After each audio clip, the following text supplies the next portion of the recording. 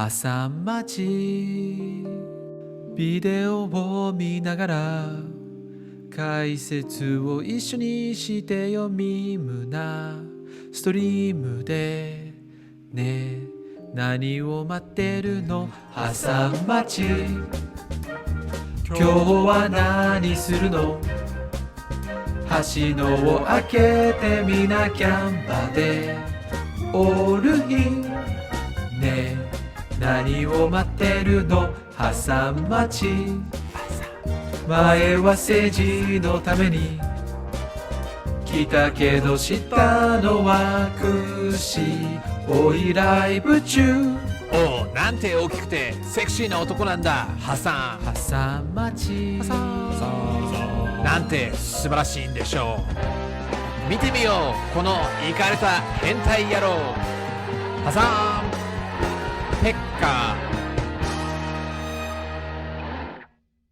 What's going on, everybody? I hope everyone's having a fantastic evening, fantastic afternoon, or a fantastic pre-noon, no matter where you are in the world. I'm Hasan Piker, and this is the HasanAbi broadcast coming to you live from not sunny at all, actually. Very gray, very rainy California, Los Angeles, and we are live and alive, folks. And I hope all the boys, I hope all the girls, and I hope all the MBs are having a fantastic one. It is Wednesday, August 18th, 2021, 11:36 a.m. and I'm a little late, and obviously the reason why I'm a little late is because I was recording the podcast. Oh my god. You weren't joking when you said your beard would grow back quick? OMG. Oh, I told you.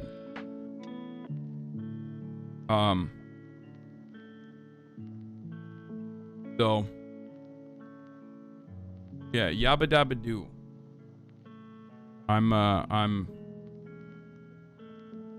We got so much smoke in sack, dude. Wait, what? Oh. Oof. I am in a state of tremendous pain. Like tremendous fucking pain. I foolishly thought that I could work my lower back out again because yesterday was the first day where I actually felt good. Where I actually felt like wait, oops, wrong chat. Hold on. That's unreal. Yesterday was the first day where I felt like I was healed completely. You know what I mean? I thought to myself like, oh, this is fine. I can work out. Like, I'll be okay to do this exercise. And I was wrong. It's a rite of passage to snap your bags with deadlifts and then prematurely do deadlifts again. Currently, I do not have a heating pad. I do have one. My mommy immediately gave me a heating pad and lidocaine patches that are like prescription patches, apparently. I will be seeing a physical therapist again. But, yeah, I mean, look, moms are like that. Moms are professionals in, like, you know, having pain and pain management. So immediately I was like, Mom, I'm not in a good situation. I literally like noticed how bad the situation was once I went to bed and woke up. I basically woke up in the middle of the night. I had to piss and I was like, oh my God, I don't know if I can get out of bed. Like, this situation is dire. You know what I mean? If you've ever had like a fucked up back,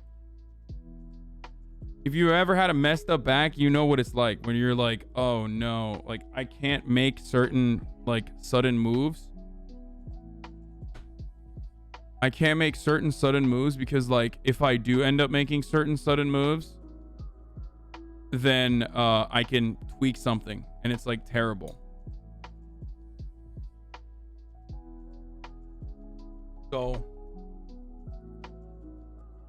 that's where I was last night, and I'm like utilizing my nightstand thing to like get up. I'm utilizing the nightstand to get up. I'm putting my hands on my knees to putting my hands on my knees to get up. It's fucking terrible, right? It's basically the worst kind of fucking pain. It sucks. So I don't know if it's a herniated disc or not. I don't know what the fuck it is. But 3 weeks and I had absolutely zero pain. So I thought, oh, dude, I'm good. Like, I got through it easily. And the only problem, the issue is like, it doesn't actually hurt. Like there's discomfort when I'm standing like this, right? And I do like glute activation exercises because I suspect, or at least like my trainer also suspects, that it's a consequence of me sitting all day for like 12 hours, 13 hours a day. So my glutes are never activating properly whenever I do like any sort of lifting exercise, unless I like, physically, unless I use my brain to like try to power my glutes. You know what I mean? Whenever I pick stuff up, it's just not used to it. So my lower back just takes on all of that burden. So that's where I'm at currently. I do glute bridges and stuff all the time. It's not even that. I do like really targeted glute bridge, like targeted glute activations. Anyway, regardless, I've been doing all kinds of stretches too, and I've been doing all kinds of like exercises too. I don't want to hear you guys's I don't want to hear like everyone's take on how fucking what the right way to do pain management is or anything like that.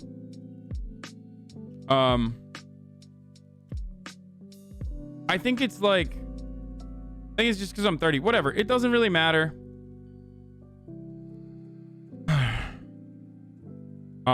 It could be, it unironically could be a herniated disc at this point. I really don't know.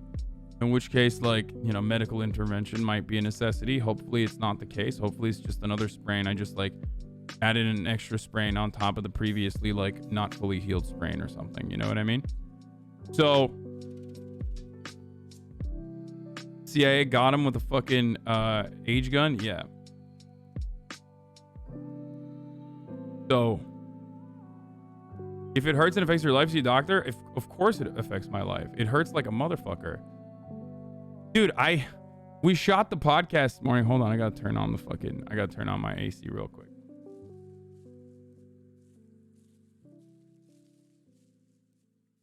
But I recorded a podcast this morning with Will, Brace, and Liz, Truanon, for those of you who don't know. I had them over. I had them on the pod, which was fucking one of my favorite episodes. I mean, so much fucking fun. So much fun. I love those. I love those folks. But lift your leg straight up in the air while on your back and you'll know if you have a herniation. I don't think I can do that right now. Well, in any case, Truanon was great. Yeah, I had Mehmet on. And it was fucking awesome. I can't wait for you guys to hear it.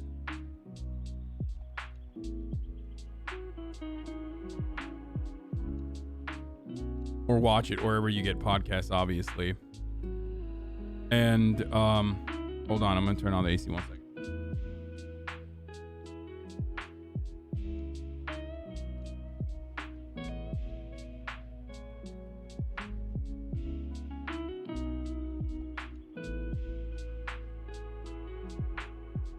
But yeah, I literally went and got a fucking I got one of my mom's like lidocaine patches. Like it's like fucking prescription grade heated pad. So, and that, and also a steady diet of Tylenol and Advil and shit like that, making me hopefully it'll keep me going.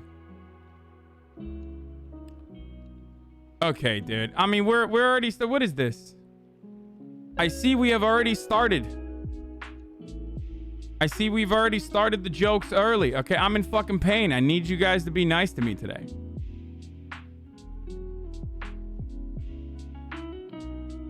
I'm sorry you have a little back pain, Mr. Streamer. You should tell the women in Afghanistan that now have to wear burqas how much it sucks. Wait, what?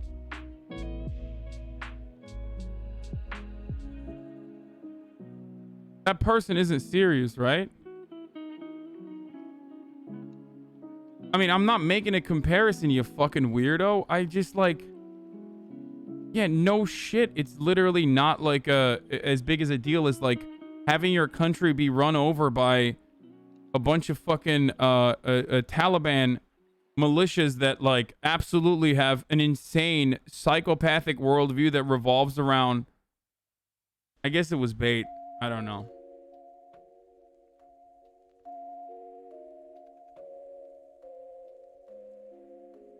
You're confusing chat with another. When do they take it easy on you? That's true.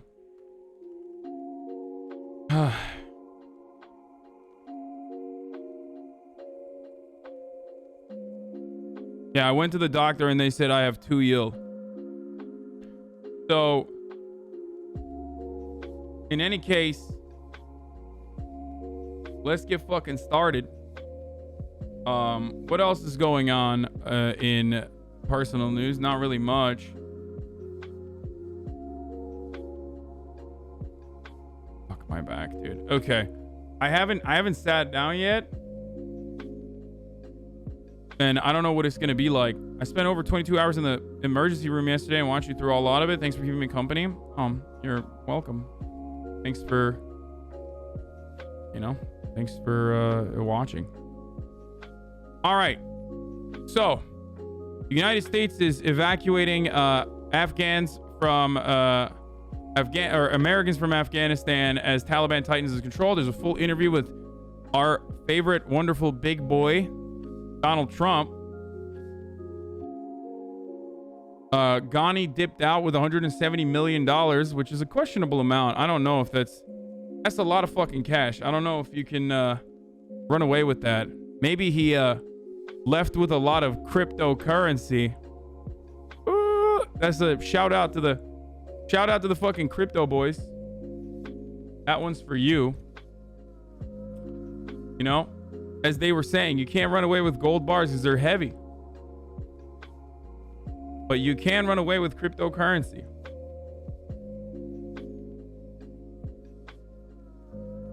Anyway, let's get started. I'm gonna fucking blast off.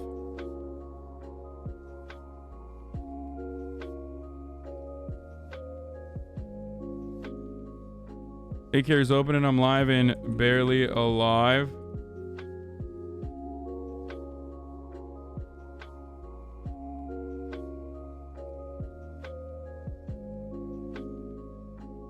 Get in now. We're talking American evacuation.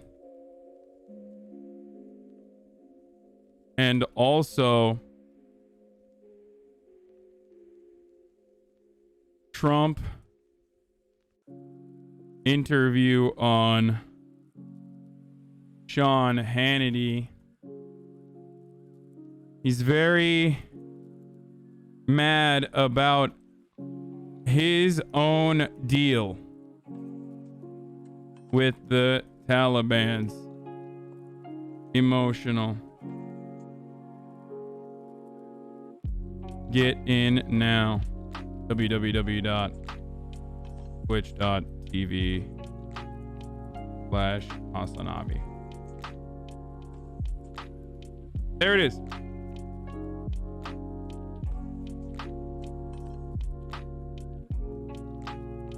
Bro, that shirt is atrocious.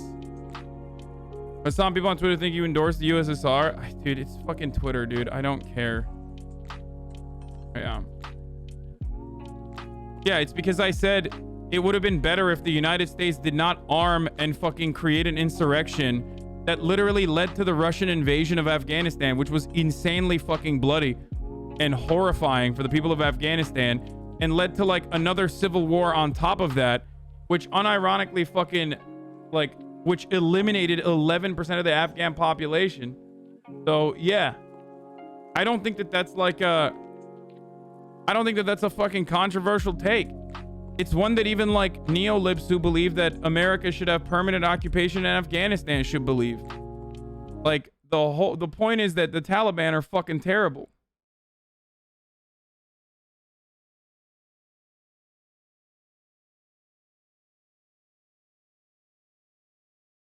So I don't know why the fuck people are. I mean, I know why people are jumping to that and being like, the USSR's bloody invasion in Afghanistan was like, people think that I'm saying that is good. I'm not saying that, but I'm saying it was, one, unnecessary. It was literally made necessary by the United States and their involvement. And it's not the first place that this has happened. So, like I said, if you fucking believe that if you believe that like there needs to be U.S. presence constantly in an effort to push back against, fucking hold on.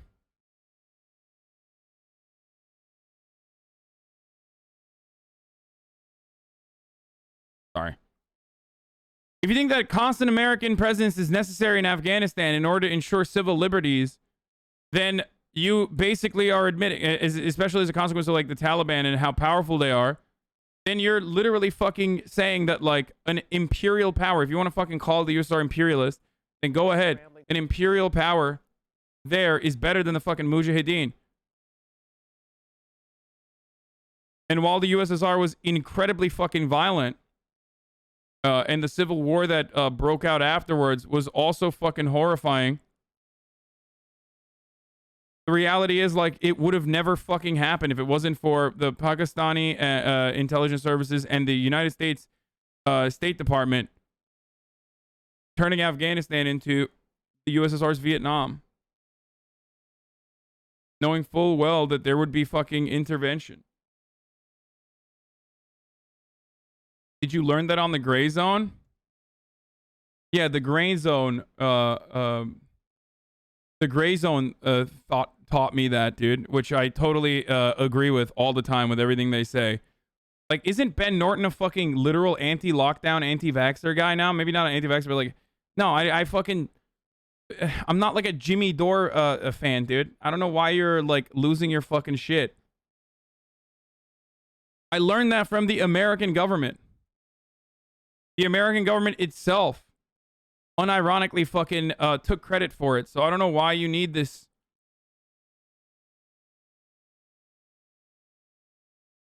Like, here.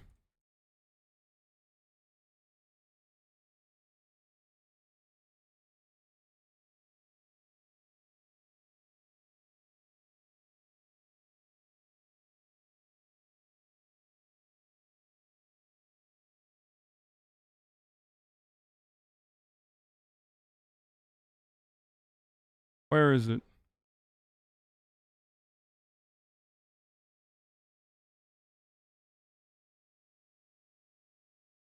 Here you go. When former U.S. National Security Advisor Zbigniew Brzezinski bragged about prompting the Soviet Union to invade Afghanistan so that it could get its Vietnam, he was not making an empty boast.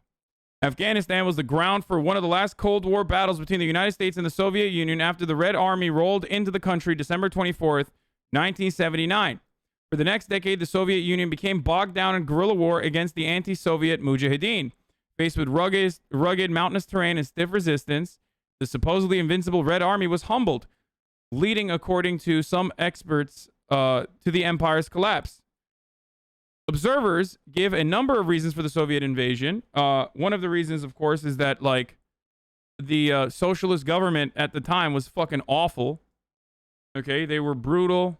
They were not great. Did not facilitate land reforms in the appropriate manner. But more importantly than everything else, they were like super fucking expressly and overtly anti-Islam. Which certainly was not met with a lot of happy thoughts by an otherwise, you know, happy to be Muslim population. According to former CIA Director Robert Gates, U.S. intelligence services began aiding the anti-Soviet Union Mujahideen 6 months ahead of the Red Army's invasion. Brzezinski said he convinced Carter to sign the first directive for secret aid to opponents of the pro-Soviet regime in Kabul on July 3rd, 1979, in an effort to goad the Red Army into invading in a 1998 interview.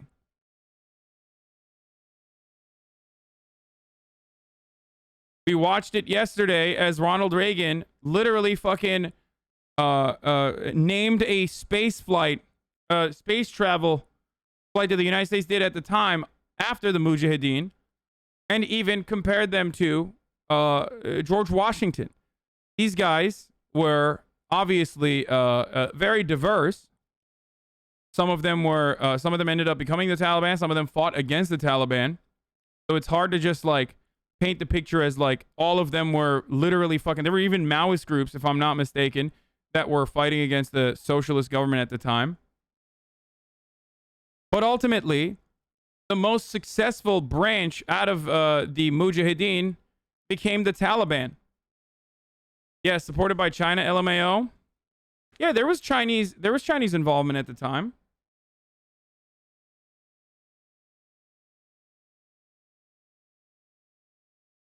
I wrote a note to the president in which I explained to him that, in my opinion, this aid was going to induce a Soviet military intervention, said Brzezinski.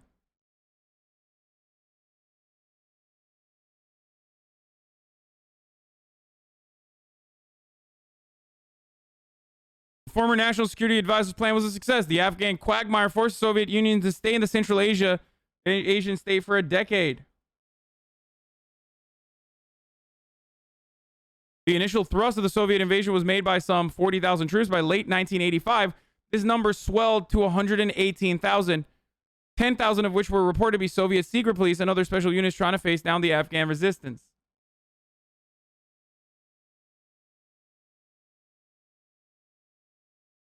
Two days after the Soviet invasion, Brzezinski sent a memo to the U.S. president expressing concern that if the Soviets succeed in Afghanistan, the age-long dream of Moscow to have direct access to the Indian Ocean will have been fulfilled. But Harrison said the Soviet Union was never scheming towards the Indian Ocean, adding Brzezinski promoted confrontation between Washington and Moscow in the Afghan arena. Brzezinski's hardline policy towards the Soviet Union was reflected in his policy towards Afghanistan. From what I understand, I was corrected on this take that I originally had. From what I understand, the USSR involvement originally in Afghanistan was for multiple different reasons. One of which was, of course, the socialist government at the time was like insane, and were talking about how they want to fucking empty out all the mosques in a year, expressly anti-Islam, and that. Also, on top of that, that they like it would have helped with internal propaganda. Certainly, that's what crumbling superpowers do. Certainly. So Adam Curtis's take was correct on that regard.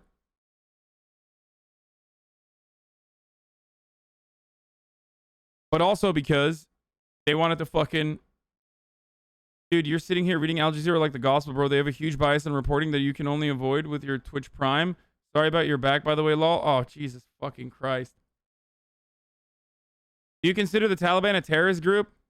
I mean, literally every fucking militant organization is considered a terrorist group if they are against the American government. So yes, they're a terrorist group, but terrorism is a political fucking term.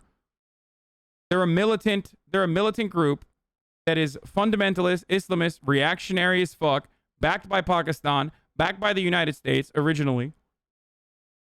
And they were offered Afghanistan in its entirety as a nice little fucking prize by the United States government. So do with that information what you will. Blue massage dildo does not work. They're literally not terrorists anymore because they're now a new government. That's how it works. Exactly. And this is how it works.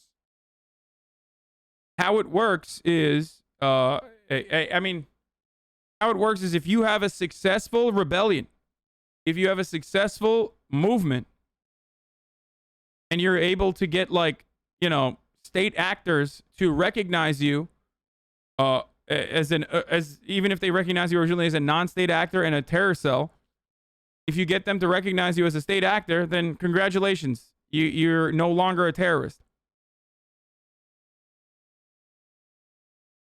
You understand?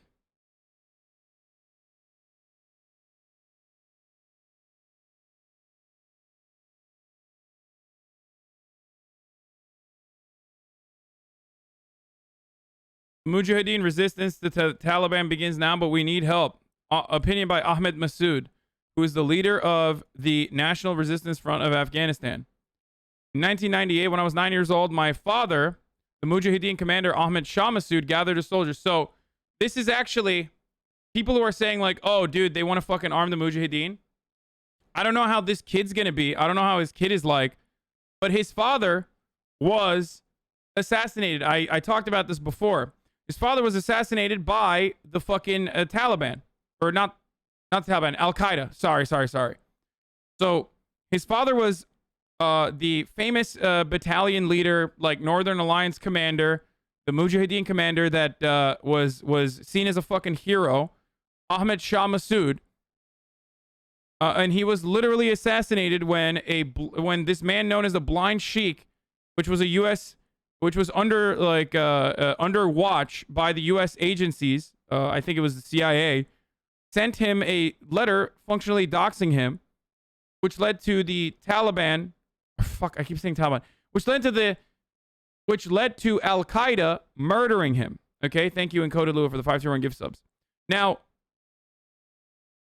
that's and this happened 2 days before 9/11.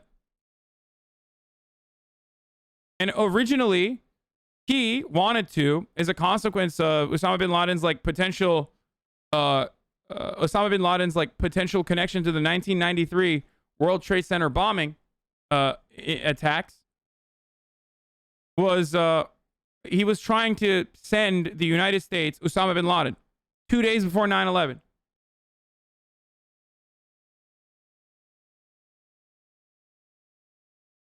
That's the dad, though. And he was seen as a hero, and he was martyred, and he's still seen as a hero. So that is what happened. However,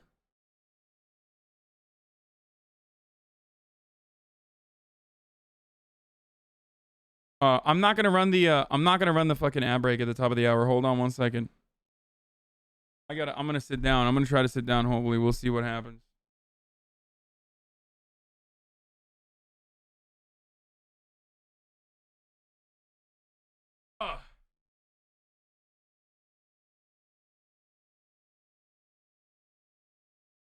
Okay, that was successful. That was pretty good. I will never get up now for the rest of the day.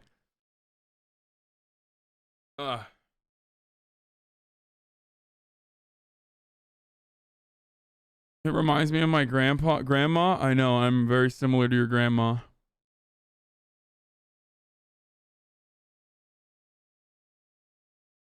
Much better. Nothing like that lumbar support.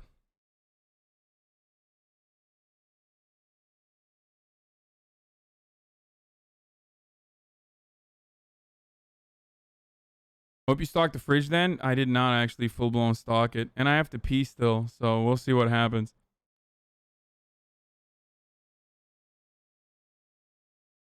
I should have just fucking worn adult diapers. Anyway. So let's get to the U.S. evacuation, and we'll get back to this article in a second. Okay? But immediately, the moment I see an article like this appear on the Washington Post, ding, ding, ding, alarm bells ring in my head that it probably is not good. So let's do it. Let's keep going. Americans as the Taliban tightens control. Americans are being evacuated from Afghanistan. Your boss also owns the Washington Post? Yeah, I know. The U.S. scrambling to evacuate Americans as the Taliban tightens control. Taliban leaders holding a press conference, and our Ian Panel was there and has the very latest for us in Kabul. Good morning, Ian. Yeah, good morning, Robin. That's right. There's a darkness, a sadness that seems to have settled on Kabul. Life is slowly returning to the city. But down at the airport where the evacuations are taking place, it's total chaos. This morning, as the Taliban consolidates control of Afghanistan, as many as 11,000 Americans and tens of thousands of Afghans still desperately trying to leave the country. So far, the US able to evacuate 3,200 people from Afghanistan, including all US embassy personnel, bar a core group of diplomats. For those Americans still in the country, a safe exit from the airport guaranteed, but the journey there has to be attempted at their own risk. An email to US nationals saying the United States government cannot guarantee your security as you make this trip. Their safety needs to be their top priority. If they feel that it is unsafe for them to make their way to the airport, they should not seek to do so. The US planning to launch one flight per hour, getting up to 9,000 people out each day. To access those evacuation flights and the US checkpoint on the military side of the airport, those trying to leave the country must first pass through Taliban-controlled civilian areas, the runway dividing the two. But for now, the Taliban only letting foreigners through. In their first press conference since seizing power, the Taliban promising amnesty for all the... Yo, 100%. The reason why the Taliban are letting foreigners through, I 100% believe that the only reason why they're letting exclusive foreigners through is probably because they fucking talked to the State Department. Because they originally let everyone through, and it was fucking chaos on the ground. So now they're just like, all right, we're only going to let foreigners through. Like, anytime we fucking hear about, what the Taliban is doing, I need you guys to remember this is happening under the watchmanship of the United States. Okay? There is no fucking shot. Do you mean foreigners to Afghanistan? Yes, foreigners to Afghanistan, like Americans and shit like that. There is no fucking shot, dude. Because as I've established time and time again, many times over the past couple of days, like, this is a deal that the Americans made to give Afghanistan to the Taliban. Okay? That's it. They wanted to finally take advantage of the resource-dense region. They wanted to be able to, start extracting minerals and shit. And they wanted to be able to build facilities. And they were never going to be able to do that with the Afghan government in charge because of puppet state. And even those in Kabul, the more liberal Afghans in Kabul, were not even a fucking fan of the puppet state, whose leader literally escaped. Ghani literally fucking escaped, according to reports, with $169 million.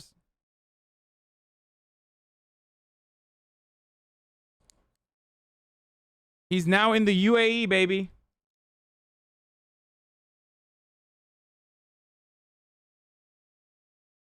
Because of course.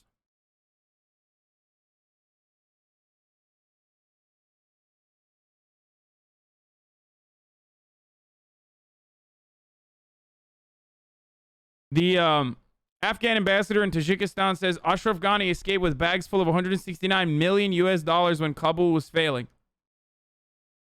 Are you saying there's a deal like a trade agreement? I'm saying that there's a deal, not like a trade agreement, but a deal that big governments and superpowers have struck many times with developing nations.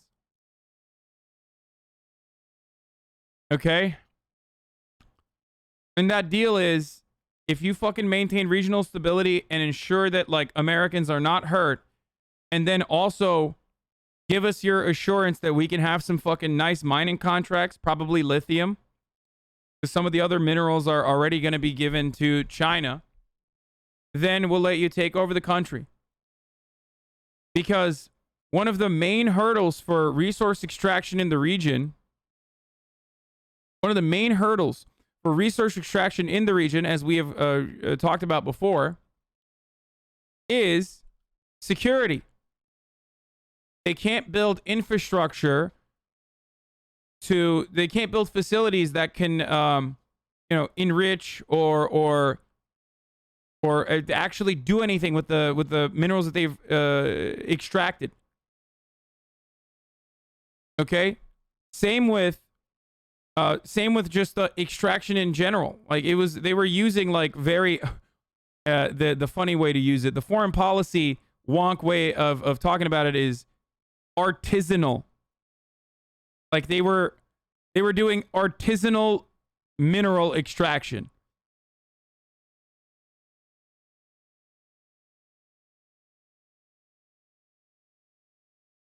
That's what the foreign policy wonks will say. So that's why they need to build facilities, and you can't do that when the Taliban will just infiltrate and intercept. You can't. One of the problems of like occupying a country. Why were the mineral deposits never touched during the last 20 years, or were there mineral mines? Veteran MM is not actually a veteran, right? His dad is a veteran, I think. Yeah, they were touched. President Ghani and his brother had like literal contracts with both China and also the United States. So they did touch them. They were touching them all the time, as we talked about already.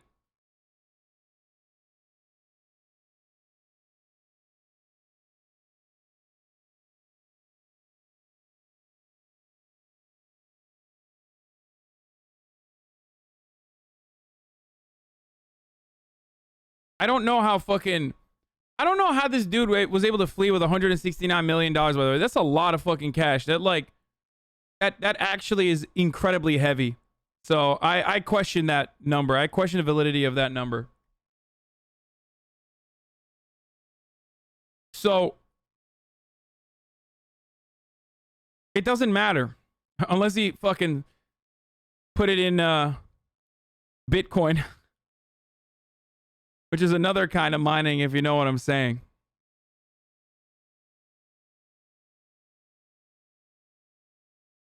Dude, all of this, we discussed a lot of this with Brace and Liz from TrueAnon. It was a lot of fun. I really am excited for you guys to listen to that podcast that we just shot.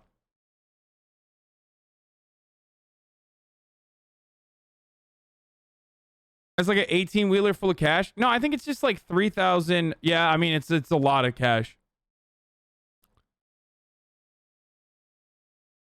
$1 million in $100 bills weighs around 22 pounds.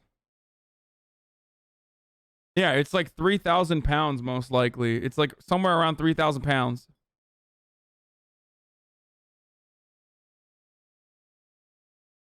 This guy with just a complete made-up fucking take here. 169 million and hundreds could fit in 3 duffel bags. No, it couldn't. You're just wrong. That's just completely wrong, dude. Let's look. How much would $170 million look like in $100 bills?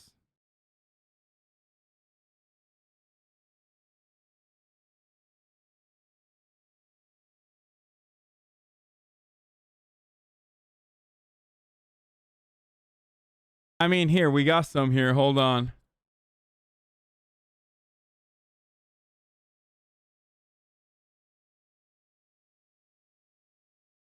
I mean, I don't know what the exact number is here, though. But this is from when the United States brought in, I believe, what, like $12 billion in cash to Iraq? It's 3,000 pounds at least. I read an article he left with 4 cars and a helicopter full of cash.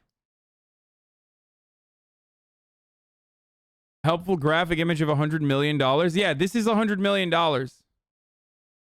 Well, you can't really tell.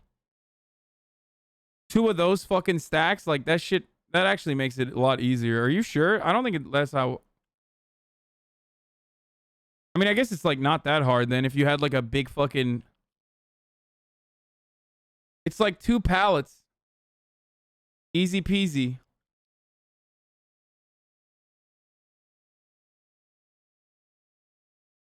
Let's not get into the nitty gritty. Okay, shut up. Motherfucker said duffel bags, bro.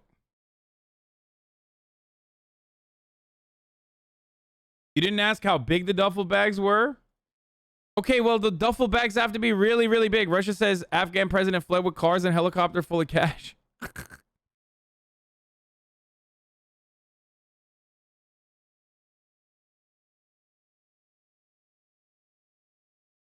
He was right, apologize. What? No, you can't put 3,000 fucking pounds of cash in 3 duffel bags, dude. What duffel bag literally takes 1,000 pounds? What is it, made out of fucking titanium?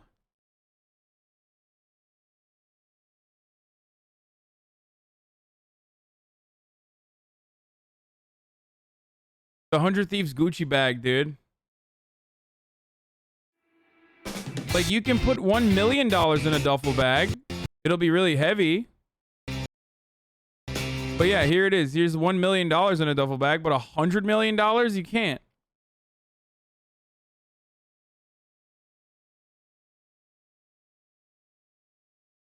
A helicopter can be a duffel bag if you think about it. Yeah, you got to think like hard. You got to think long and hard. And then if you think about it really long, like a helicopter will turn into a duffel bag. Anyway, what a silly thing we're arguing on. Let's watch. Those who've worked with American and NATO forces, vowing not to hunt them down or seek retribution. What guarantees will you give to the Afghans who are now hiding at home, who want to leave the country, who the Americans will transport? They can't get to the airport. So what guarantees? We are assuring the safety of all those who have worked with the United States and allied forces, whether as interpreters or any other field that they have worked with them. As for the Damn, this homie, what is he? Is he like an interpreter that fucking flipped sides? Like, homie's got a good accent. The thing that's different about the Taliban in comparison to like other groups is that like they don't have a lot of Western educated folks in their ranks. You know what I mean? They don't have a lot of like. They don't. That's how you fucking see. You literally hear them talk and like try to do PR. And it's very difficult for them to do like appropriate PR. He's like, yes, we will let women, you know, they can do news, but they have to cover their faces and wear gloves. You know, or women will be educated, but in Sharia, it's like, they don't understand that like that is not going to fucking fly with like Western media. They're trying to do PR, like Western focused PR, which is like Western focused PR for the Taliban is new, right? That's not really like, what the fuck? My bit rate is like falling apart. Yeah, like 20 years ago, they've been watching Twitch, bro. Yeah, that's what I'm saying. The spokesperson for British media speaks very bad English. Yeah. So now they're like, now they have like, they're trying to do appropriate PR while still like maintaining Taliban values, I guess. I guess they brought someone in. their talents and their skills, we do not want them to leave the country. We want them to serve their own homeland. Wary of promises from the Taliban, hundreds of thousands of Afghan women and girls now sheltering in their homes. Nasreen Nawar was able to get out of the country just in time, but her family is still on the ground in Afghanistan. It's heartbreaking. So many people are stuck in the country and they have no way out. Well, the Taliban leadership have now arrived in the country and they've got to get up the business of establishing government, but they've really got to bring order to the streets. At the moment, you have different groups from different areas controlling different districts, and there's no real unified command. That has to happen, and there needs to be some sense of positivity that those promises will be kept. Robin? People want to know that, indeed. And Ian, what was it like for you to be there at that press conference yesterday? It's a very bizarre, surreal experience coming face to face with the Taliban like that, and it's really the past and the present colliding. You have these leaders who have views which are centuries old coming into a 21st century press conference. I mean, it's good that they were willing to answer questions, but I can tell you, Robin, we've just been down to the airport, to the gates of people trying to get in, and it is total chaos there. The Taliban are firing over the crowd, people are being beaten, and that's what Americans and Afghans are going to have to get past to get out the country. Indeed. Robin. All right. Ian, thanks so much. Well, hey. Oh, that's what happens when you fucking give an entire goddamn country to the Taliban, America.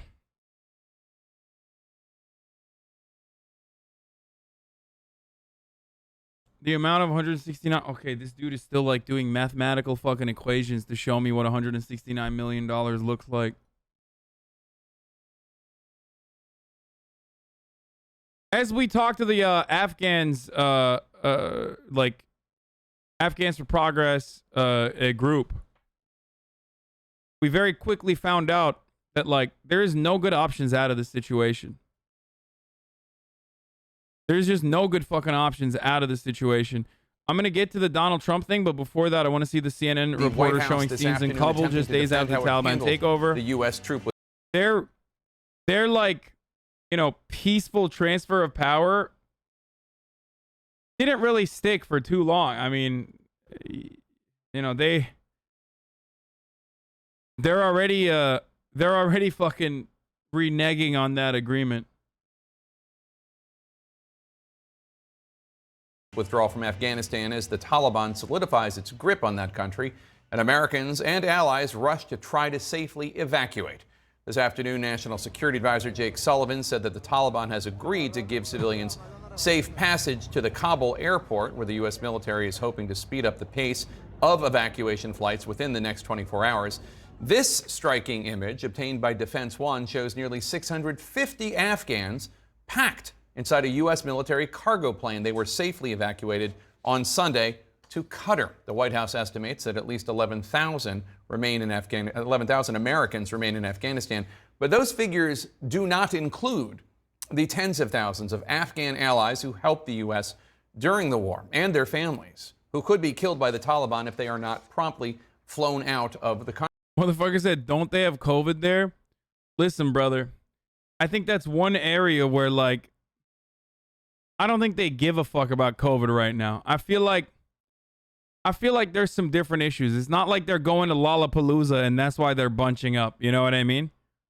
Imagine seeing like the fucking insane imagery coming out of the Kabul airport and being like, why aren't they social distancing, sweaty?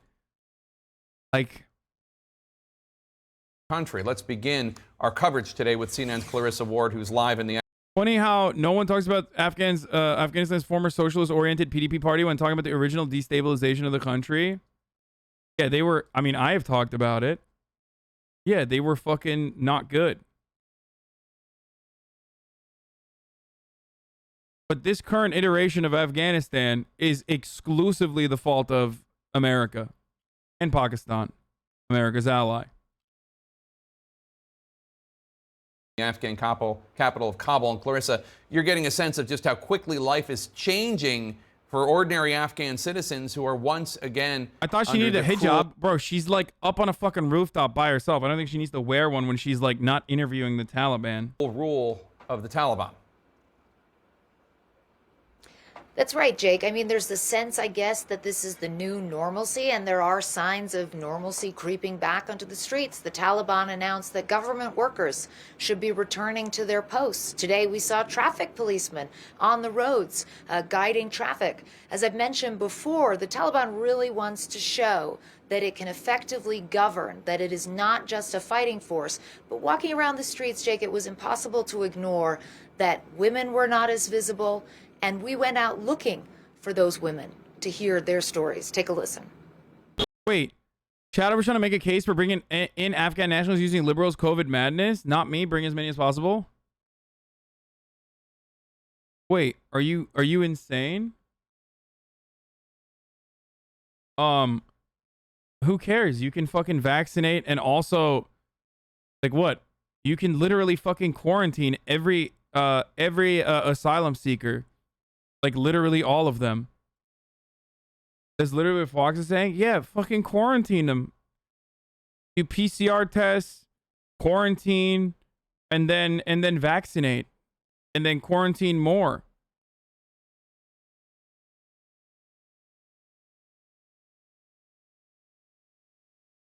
Like, that makes no sense. It's like the easiest fucking solution, dude. But walking around the streets, Jake, it was impossible to ignore that women were not as visible, and we went out looking for those women to hear their stories. Take a listen. Dude, Fox News caring about like refugees being vaccinated and COVID is like when they act like they care about the women of Afghanistan. It's literally the definition of virtue signaling, like fake virtue signaling on a thing that you don't personally believe in at all. Like, you can't on the one hand be like, I don't believe that COVID is real. I don't believe that it's a fucking serious problem. And then simultaneously be like, but, you know, it's a serious problem if the immigrants are bringing it in. Oh, shit. This is pretty fucking funny. Someone says, where can I donate money to the Taliban? Trevor Phillips says, pay taxes in the United States. True.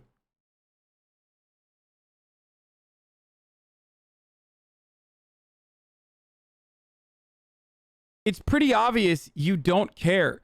It's like when conservatives say, conservatives in the EU do this a lot. You know what I mean? Because they're like a little bit more liberal. Like, they're not as socially conservative or as outwardly socially conservative as American conservatives are. So they'll say stuff like, oh, we're bringing in, Muslim immigrants into the country, and they have a lot of conservative values and conservative opinions that, do not work well with our liberal Western governments.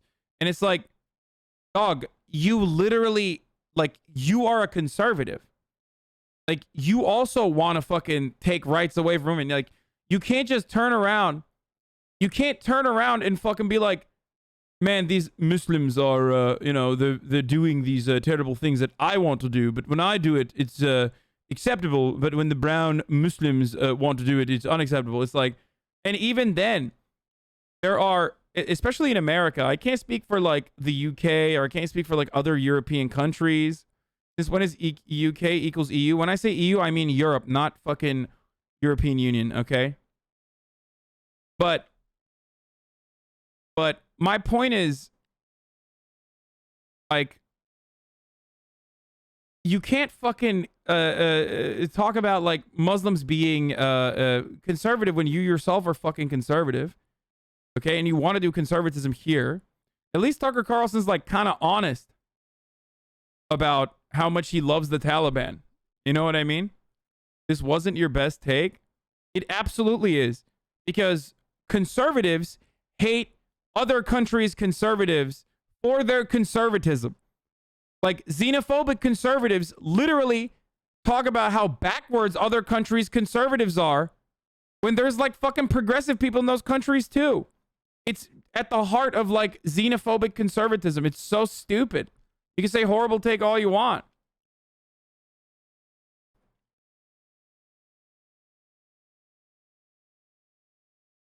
Ben Shapiro being like, gays are being thrown off the roofs because of, ISIS is throwing gays off the roofs. It's like, well, Ben, you literally don't want gays to have rights. You just have, through a series of like, liberal whiplash, tried to normalize your fucking conservative opinion on homosexuality in the United States over the course of many years. You know what I mean? If you had the same fucking conditions, if you had like a similar, if you had the similar material conditions on the ground, like, you would 100% be like, yeah, no, gays should be maybe not thrown off the roofs, but like locked away for the degeneracy. So, spare me your fucking interest in the well-being and welfare of homosexuals when you literally are trying to, make a point against the welfare of queer people here in America. Yeah, it's not as bad as like throwing them off the fucking roofs.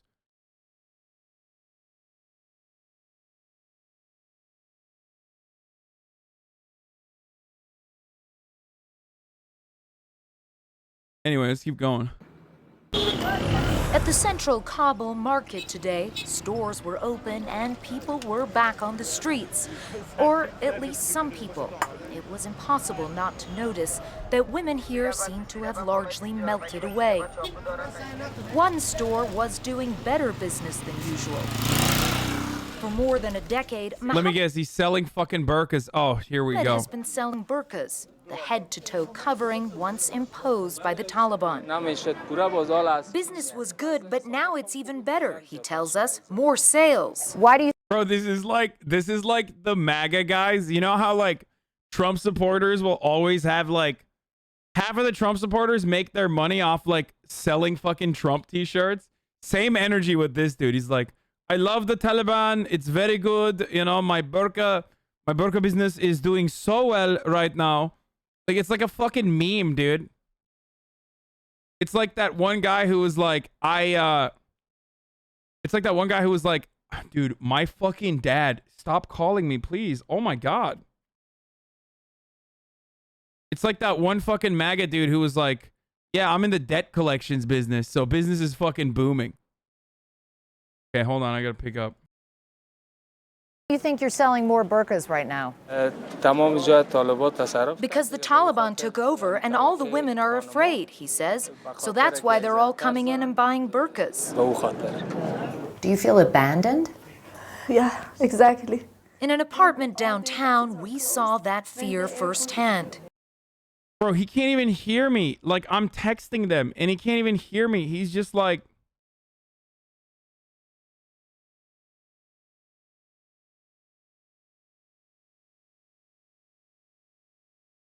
it's just like such a dad move, dude. To like call just to be like, I can't hear you. Well, okay. Until last week, Fazila was working for the UN. That's not her real name, and she asks we not show her face.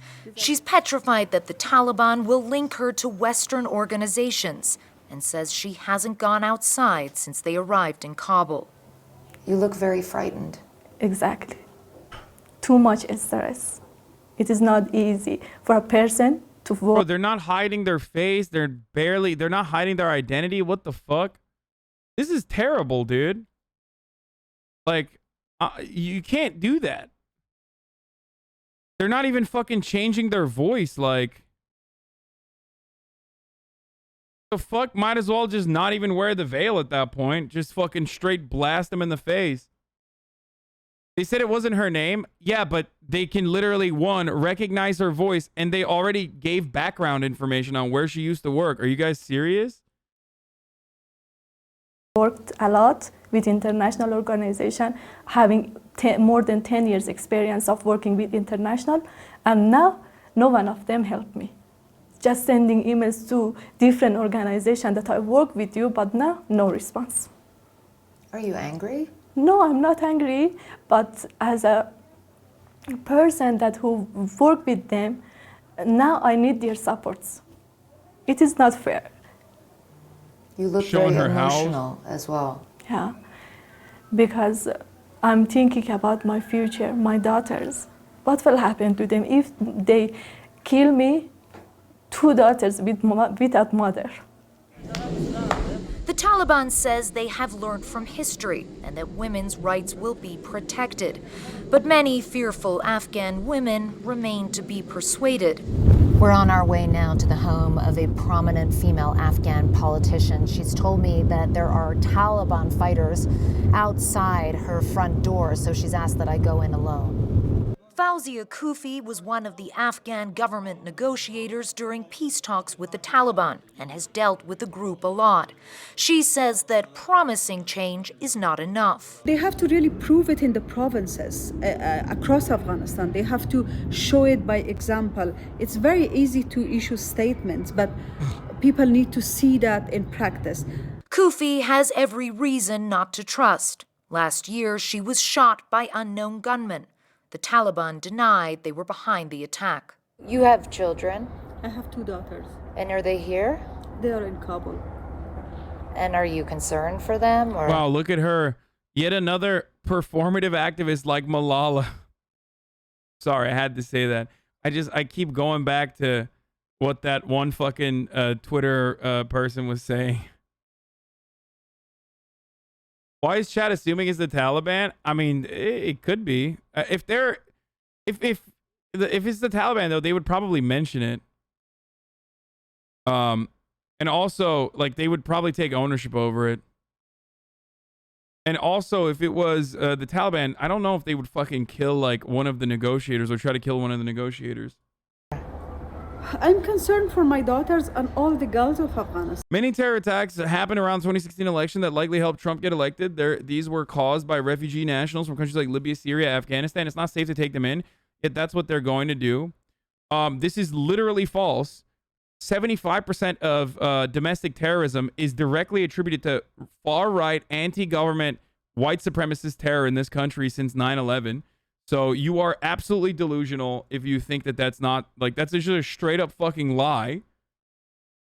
And I like that he has, like, a liberal spin to it where he's like, ugh, that's the reason why Trump got elected. It's like, my personal racist beliefs about something that did not even fucking happen is the reason why Trump got elected, and now liberals are going to get another Trump elected. It's like, what the fuck?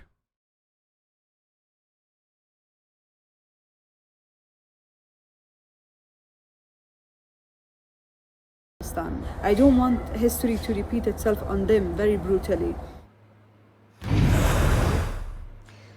Jake, we heard for the first time in person from the Taliban spokesperson, Zabiullah Mujahid. He gave a press conference tonight, and it was really interesting to see the types of questions that were asked by Afghan journalists particularly. It really goes to show you how much has changed here in 2 generations, or 2 decades, I should say.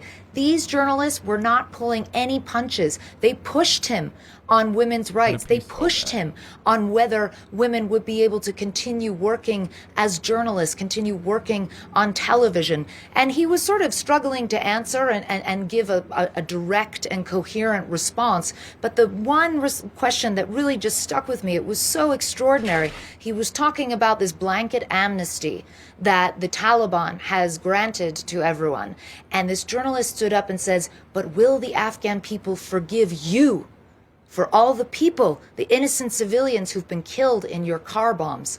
To which Mujahid replied, well, that's collateral damage. It happens. But the courage of that journalist to ask that question, to look him squarely in the eye and ask that, I think it speaks to the real changes that have happened here in the last 20 years, Jake. And whether the Taliban has changed or not, the people here certainly have. Right, the existence of social media, a whole generation of girls, women, and boys and men educated in the last 20 years. Clarissa, what was the mood like when you were walking around Kabul earlier today? It's a very strange mood because it looks normal. It feels secure. There isn't that same, as a journalist even, there's not the same fear that at any moment you could be kidnapped or shot or blown up. And that's partially because the people who might have done that to you before are now the people who are in charge of the place. But the market was open. It was bustling. I would say about a third of the stores, if not half of the stores, were open. And traffic was moving. This is this moment. The Taliban knows they have to get it right. They know that they have to get things moving along again, that if there's any vacuum or any kind of violent crackdown of any sort or chaos, that they will lose the momentum that they have on their side. They're keen to show now that they're benevolent, as well as being able to provide law and order. But you heard it from those women, and particularly from Fawzia Kufa, an extraordinarily brave politician. The proof will be in the pudding. And it's not what you say, it's what you do. Right, and we've seen the Taliban, as they took over the country, grabbing young girls, forcing them into these, I don't want to call them marriages, but forcing them into these hideous relationships with their fighters. You just mentioned that the Wait, what? That makes it sound worse, Jake. What the fuck? You made it seem like there's consent there. These hideous relationships. Just say forced marriage. Like, everybody knows that that's bad, dog. It's literally, he was like trying to make it sound worse, and then he made it sound like he was defending what this was. Like, you know, putting them into problematic relationships, you know, where the Taliban are gaslighting these little girls. They're gatekeeping. It's toxic. There's a toxic relationships. You just said toxic relationships. What the fuck? Taliban claimed today that they've pledged amnesty to former Afghan forces. They also said there would be, quote, no violence against women. I mean, can anybody trust anything that they have to say? I think that for the most part, people have a really hard time trusting. And I asked Fauzia Kufa, I said, You're a fraud showing CNN like they report accurately on foreign countries. What? What can I show instead? Like fucking Live Leak? Are you down there? Do you know someone that's down there? The fuck? come on, you've dealt with them, you've been with them, you've negotiated with them. Do you believe what they're saying? And she said, for now, it's hard for me to trust. She doesn't rule it out entirely. But here's the thing, Jake. It's not enough for the Taliban just to say women can be educated. It's about leading by example. And so if the Taliban wants to really show that they have changed in this respect from their fundamental ideology, then they need to actively campaign for women's education to make it clear to all the people in this country. They literally are not going to do that. Okay, they're not. And they're going to say women can be. They're going to say what they've been saying, that women can be educated, except, you know, in what Allah wishes them to be educated. And then once they get to a certain age, and this is what they've said so far, like women get Quran education only. Okay. And then also on top of that, they don't get to be, there's no co-ed. There's no like education once they reach like maturity or puberty. No more co-ed education for girls and boys together. Women are no longer allowed to be in the presence of men. Like these are the types of things that they're going to be fucking, you know, pushing for and are open about. Country that there is a new direction, because the other woman, Fazila as we called her, she told me that her sister went out to buy some milk the other day and the grocer at the grocery store said to her, you know, you really should be wearing proper hijab, proper covering. He never would have said that 2 weeks ago, but now because the Taliban is in town, people adopt their posture, they change their behavior to please what they think is the sort of prevailing lord or a... I mean, they're like, you know, they're literally just conservatives. They're fundamentalists, so they're like mega conservatives. Their version of the world is unironically what like a lot of these fucking weirdo, like Jordan Peterson wants women to not be in the workplace. You know what I mean? Like, actually, ironically, Jordan Peterson has a big fucking Muslim following. I don't know if you know that or not. But that's part of the reason why he's like, you know, we don't know what the consequences are of women working in the workforce side by side with men. We simply don't know. Like he'll just let that hang, you know what I mean? And you can make assertions on that if you will. Yeah, see? Look. I mean, I got Western fucking psychos in here. Most women don't want women in the workplace. Stop being so naive. See? It's just fucking boop, mask off, dude. Literally, like.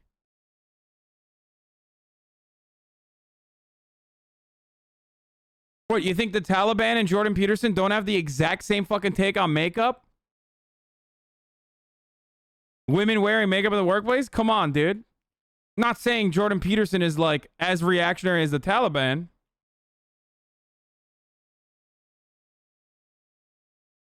They just have a lot of ideas that are similar to one another. Ruler at the time. And that's the real problem here. The Taliban can't just say these things in passing. They have to actively show by example that there have been fundamental changes in the way they're going to govern. And I would say from people I have spoken to, not many have a huge amount of faith that that is really going to happen. Yeah. Clarissa Ward, live in Kabul, Afghanistan. Thank you for your brave reporting as always. Joining us now to discuss General David Petraeus, the former commander of... Lost the plot there. Losing the plot here, little buddy. Okay, you fucking incel dweeb lord. I mean, thank you for making the argument that like everyone was going to consider to be a straw man. You basically fucking literally admitted the argument yourself. Like I didn't have to do anything. I mean, I said little buddy, dude. I'm your fucking father. Of U.S. and NATO forces in Afghanistan from 2010 to 2011. General, I'd like to know what your reaction has been to what we've seen out of Kabul the last few days. Well, I think it's hard not to observe that it's just heartbreaking. It's tragic. And whatever you may think of the previous Afghan government, its replacement by a group that has been fighting against us for 20 years, that has killed civilians left and right, that has done all of the things that you described in the rural areas that they have entered prior to getting to Kabul. It's very hard to see that as anything but disastrous. The previous government, again, for my favorite part about this is like we literally have all of the people directly responsible for all of the death and destruction that fell upon the Afghan people. Like every time you watch a video of an Afghan civilian like clinging onto a fucking plane, like remember that most of these people are responsible, including those who banged the war drums like Jake Tapper. Like, imagine having David Petraeus on to be like, oh, yeah, it's just like, you know, these Afghans, they're fucking cowards, bro. You know? Oh, thanks, man. Thanks for, you know, giving us our, giving us the hot take on that. You know, I know that you were super considerate of that. For all of its shortcomings and flaws, wholeheartedly supported our effort to ensure that al-Qaeda could not reestablish the kind of sanctuary that it enjoyed when it planned the 9/11 attacks on Afghan soil under the control of the Taliban. Let me try to explain. It is absolutely wild. Petraeus was literally general that recommended the surge of troops in 2013, 2014 and was appointed to the CIA because he was supposedly going to help in nation building. Yes. General Petraeus is responsible for the surge and also many of the fucking idiotic programs. Many of the idiotic programs that we saw fail disastrously in Afghanistan. So having him talk about how like the Afghans, well, you know, they didn't do a good job fucking defending, or you know, the Taliban, they have no consideration for fucking, they have no consideration for the civilians. It's like, that's insane.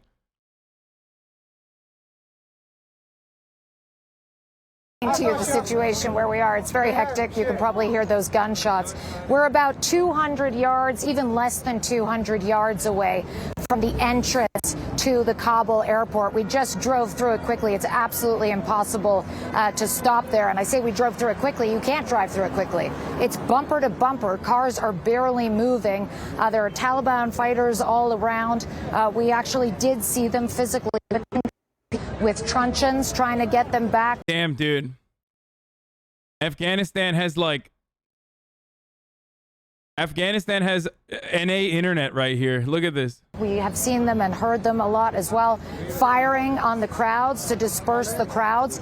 It's a little difficult to see from this vantage point, and it's a slightly edgy situation, so I don't want to push our luck. But all along the roadside over there, there's just hundreds of people who are basically waiting, desperately trying to get out of the country. It's not clear if they have their paperwork in order, if they've been declined and told that they can't enter the gates, or if they simply don't have the wherewithal to get inside.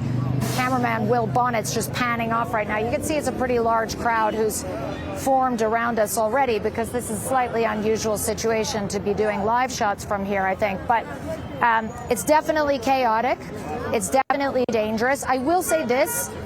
The Taliban appears to be trying to disperse the crowds, and there are crowds there of young men who seem to be just engaging in like criminal activity. I don't know if you heard that. They're kind of running towards the Taliban, and then bro, what the fuck? She didn't even flinch, dude. Running away from. That's insane. You can't really see from the footage, but like she literally look. Running towards the Taliban, and then that's nuts. of young men who seem to be just engaging in like criminal activity. I don't know if you heard that. They're kind of running towards Okay, she maybe flinched a little bit. Never mind. the Taliban And then holds frame immediately.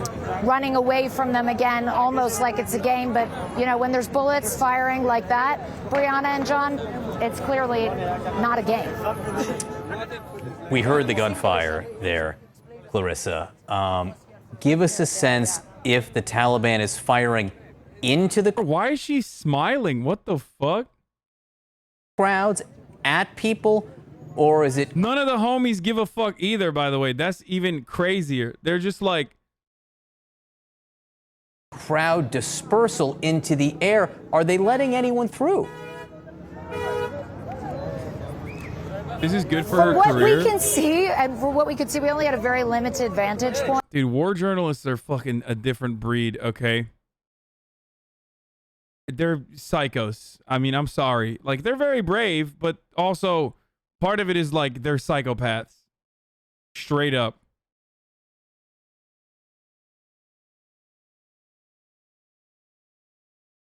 They're firing to disperse the crowds. They're not targeting people. They're not trying to kill people. But of course, the minute you're firing willy-nilly, when you have a bunch of civilians all over the road in civilian vehicles, people get hurt. That's what happens. So there's not a huge amount of discipline, let's say, to use an understatement, in the ways in which they are dispersing the crowd. We did see some people behind the concertina wire implying that they had been able to get into that first perimeter. But I'm not going to lie. I mean, you're running the gauntlet to try to get in there because... Stay on topic. So many unnecessary comments from you today. Hasan, stop commentating on dumb shit, please. Here, I'll commentate on your fucking being a permanent ban.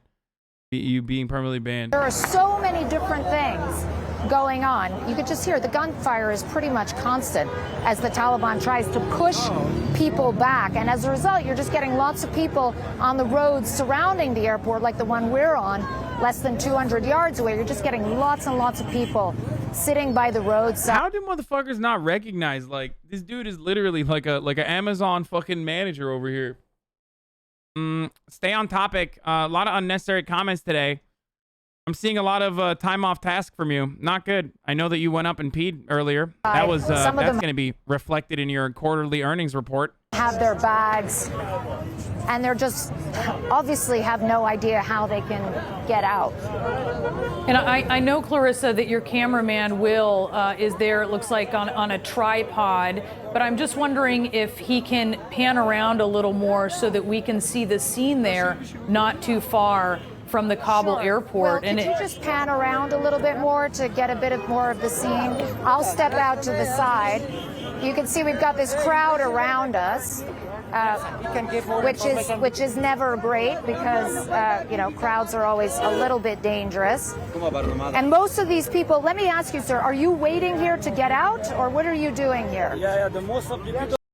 Can we talk about how effective right-wing messaging is? My Nazi coworkers already calling how the Taliban being based for being anti-everything? What? Dude, ship conservatives to Afghanistan. Like, actually, dude. You know how I had a Florida plan? I unironically think we should just, like, okay, go to Afghanistan then. Like, I don't understand. Why don't you just go live there, and then we can do a fucking... We can do, like, a fucking migration plan where anyone that wants to live in, like, a more liberal or more modernized environment with more progressive values, like, you know, thank you, Quincy Bones, for 5 tier 1 gift subs. Just substitute Islam for Christianity and they're on board. Yeah, I mean, it's kind of wild that some of them are actually seeing that, though. You know what I mean? At least they're honest in a weird way. In a weird way, they're honest, right? Like when conservatives say, like, oh, dude, the Taliban are so fucking base, dude. They're so fucking base, dude. Like, they're, you know, they don't fucking care about critical race. You're like, I saw a bunch of takes. I saw a bunch of takes on Twitter. I mean, some of them are really fucking dumb, but like someone was saying, what do you call it? What was it? Someone had a fucking take on Twitter, like, I bet I could say slurs in like the Taliban occupied region without like scrutiny, or I bet I could say whatever I want in the Taliban occupied region without scrutiny. It's like, what? Like, why are you basically admitting that, you know, that's like the only thing you care about? I mean, Tucker Carlson did an entire fucking video about how, you know, the Taliban won because they don't have critical race theory.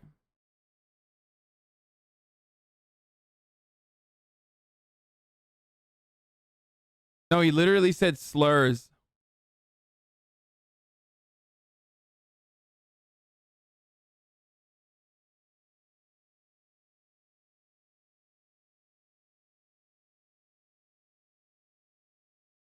Notice how the Taliban aren't worried about COVID or rainbow flags?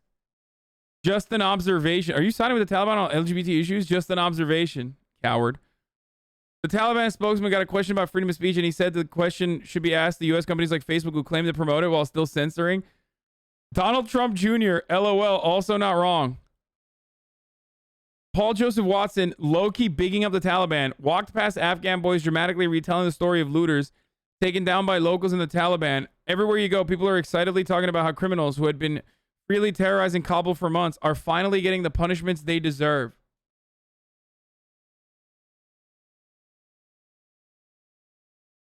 Oh, this. Andrew Kloster. Okay, we got to talk about this, dude. So I'm giving up a lot of the shit that I talked about with Brace and Liz, but we did talk about this. I made some fucking jokes, but remember the dumb fucks who said you had a bad take when you said conservatives in America aren't far off from the Taliban? I mean, they're not the same, obviously. Like, you have to substitute Christianity for Islam. But then also on top of that, like, their level of conservatism is adjusted to what is like our morality, like moral center. You know what I mean? So obviously, like, it's completely related to the material conditions, completely related to like what our lifestyle and what is normalized in America. But yes, conservatives here are trying to literally fucking dial back progress from happening with respect to marginalized communities, just like Taliban is doing that in Afghanistan. But because what is considered to be like the normal position for women in the workplace and whatnot, being in Afghanistan, being drastically different than here in America, they're doing it with respect to like whatever the fucking Afghan normal position is.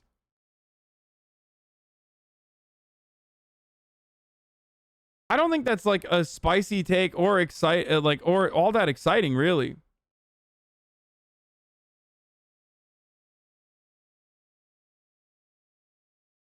People are trying to make this narrative of Taliban being whackers, yet all their PR seems to be very cognizant of current American discourse.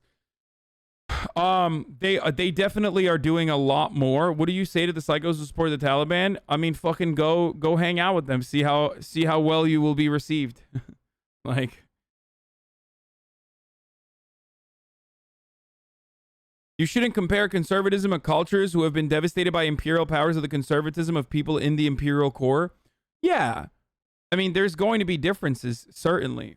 That's why I said it's adjusted to the material conditions and what the normative positions are. Like what the hegemonic attitude is with respect to their particular circumstances, right? So, of course, like, you know, a conservative in Afghanistan, a fundamentalist in Afghanistan is going to be drastically different than a fucking fundamentalist in America.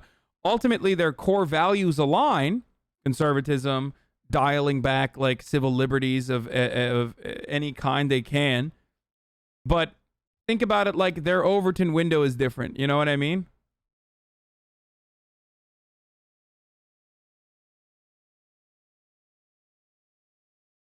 You get what I'm saying? But this one was really funny. I mean, they came out, and this is like the type of shit that I think they arrived at this point on accident. There's no shot that the Taliban is like that aware of like the nitty gritty of like American conservative movements. Like, we'll see more if they actually start talking about like critical race theory or some shit. Then you'll notice like, oh my God, they're literally doing PR for the American hogs. But I don't know. Let's see what this video was about. So he's asked the question about freedom of speech.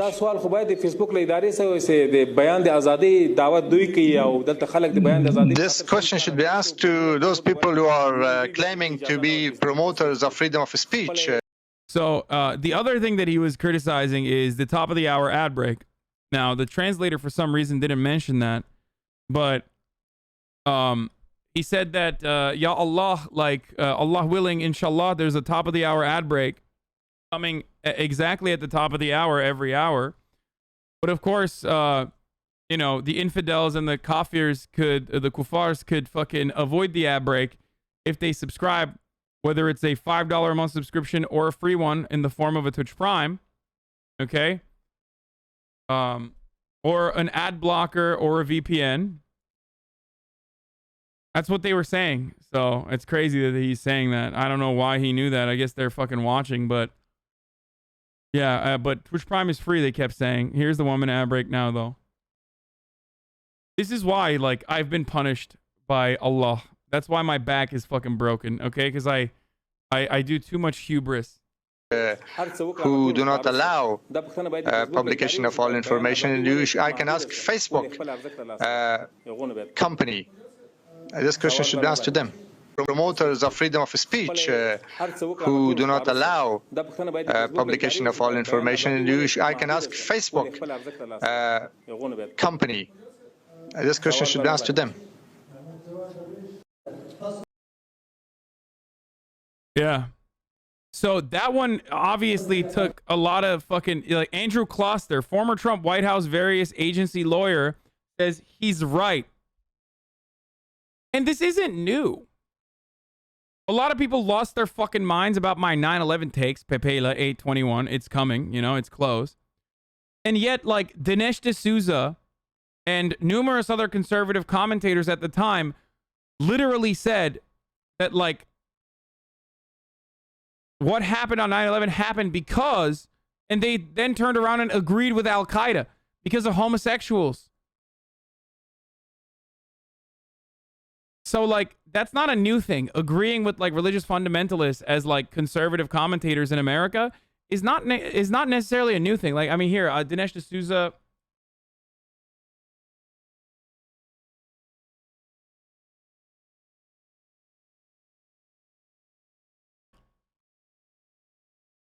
Dinesh D'Souza published a book about it, basically saying the cultural left, the enemy at home, the culture of left, and the cultural left's responsibility for 9/11.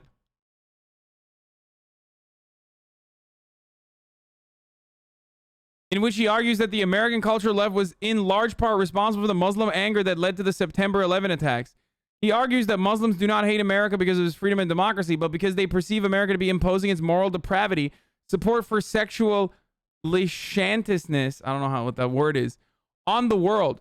D'Souza also argues that Abu Ghraib torture and prisoner abuse was a result of the sexual immodesty of a liberal America, and asserts that the conditions of prisoners in Abu Ghraib and Guantanamo Bay are comparable to the accommodations of mid-level Middle Eastern hotels. Like, this is literally verbatim saying, like, I mean, this motherfucker wrote a book saying America deserved 9/11 because we have gay people. And that, like, Osama bin Laden was right, basically. You know what I mean? That's insane. Pat Robertson had a similar take, too.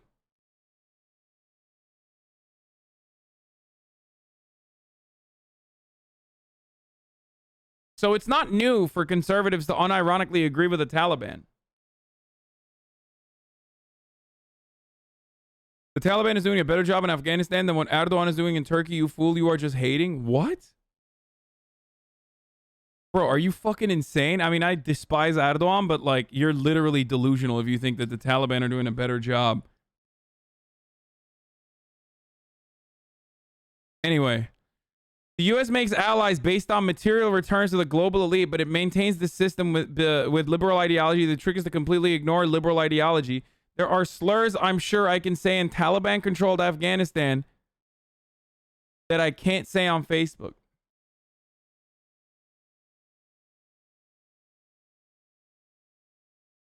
Why do you want to say these slurs?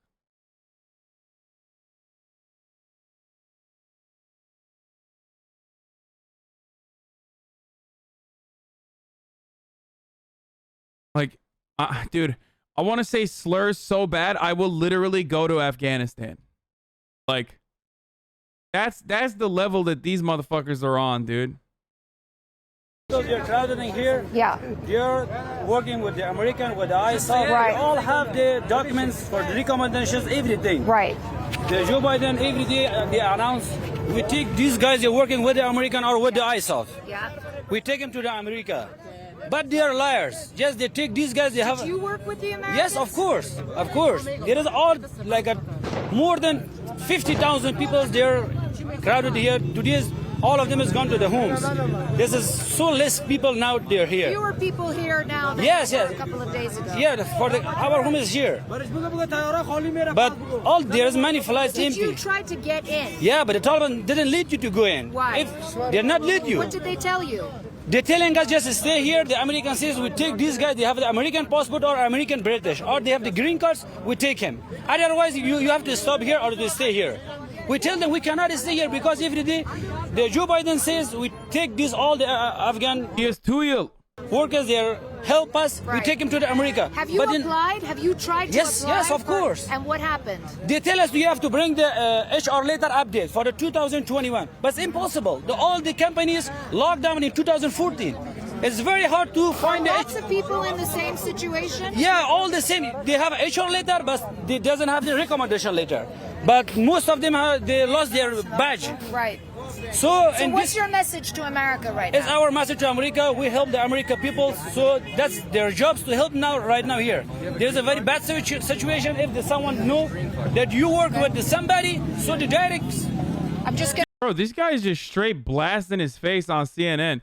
Something about this does not add up. I don't know if it's the sense of, I don't know if it's the desperation that he feels because, like, finally there's an opportunity to, like, openly fucking, ask the people of America to come help.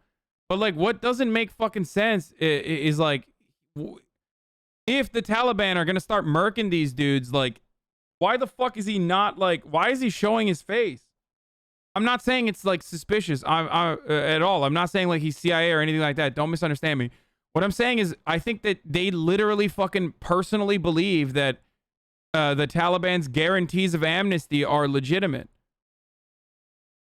And even then, he's desperate enough to, like, show his face, which I think is foolish. I would not do that. You know what I mean? That's nuts. Like, that dude is fucked, dude. His family's fucked. That dude is fucked. Like, what? You think the Taliban don't see that?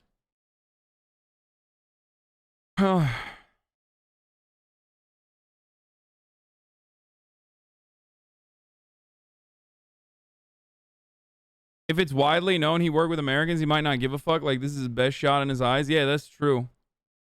That's also part of the reason why I'm like, it's so fucked up that there's so many dudes out there fucking sitting behind keyboards on Reddit and shit being like, these guys are such cowards. These guys are such cowards. These guys are such cowards. It's like, dude, what do you mean these guys are cowards, bro? Like, you think it's a misstep and it's the worst kind of fucking government interference when, you know, Applebee's wants you to wear a mask on your way over to the fucking table to eat jalapeno poppers, okay? This dude's entire family is about to get fucking brutally murdered. And he's out here, like, showing his face and being like, we need help. What the fuck are you guys doing? And you sit there in America being like, oh, man, these guys are such fucking cowards. That's crazy. Thank you, sir. Can I just bring you in? You have a green card? Yeah, see, this is my green card. This is your green card. He's showing me a picture right now of his green card. That's his green card.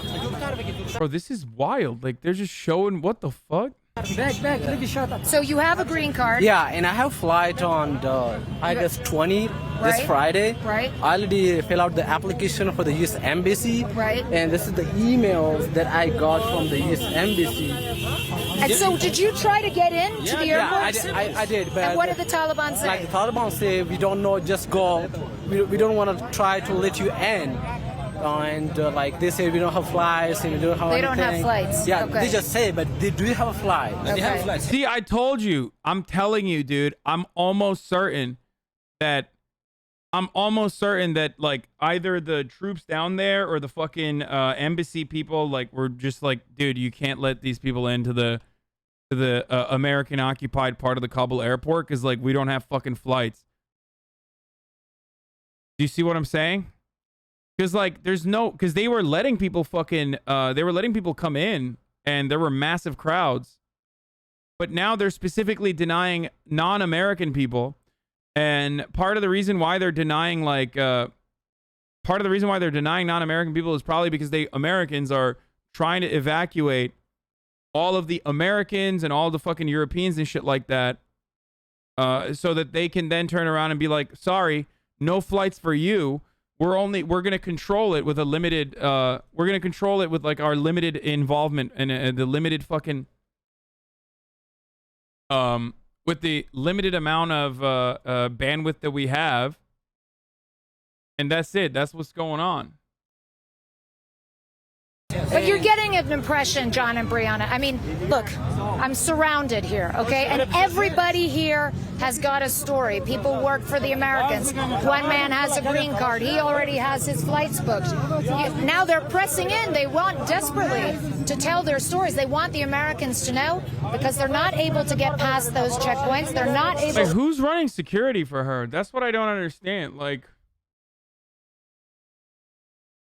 To get past the Taliban fighters. John, Brianna. Clarissa, first of all, whatever you need right now, however you feel, you're in charge with this, right? If you need to go, if you need to get safe, let us know at any minute. If you're comfortable where you are, this is important to see, because what we are seeing now is the disconnect between what the United States says is happening, it needs to happen, with what can happen. If there are thousands of Afghans that the United States has promised to get out of the country, but they can't get to the airport, that's a disconnect. It's showing that it's not a reality. I mean, and that's what's so crazy, John. You're talking about some of these people, they have their paperwork. This man has a green card. You understand attacking American journalists is completely against Taliban interests? Why are you surprised? No, that's not even what I'm fucking talking about. I feel like she's gonna get mobbed up. Not because like someone fucking hates her and like wants to kill her, but I feel like she's gonna get fucking swarmed. You know what I mean? Like of people who are like unironically very desperate. It's like it's a war zone, man. You guys are crazy. Like, I know that there is a little bit of stability from the Taliban, which is such a weird thing to say. Like, I never thought that I would ever get to a point where I was like, the Taliban is maintaining stability in Kabul. You know what I mean?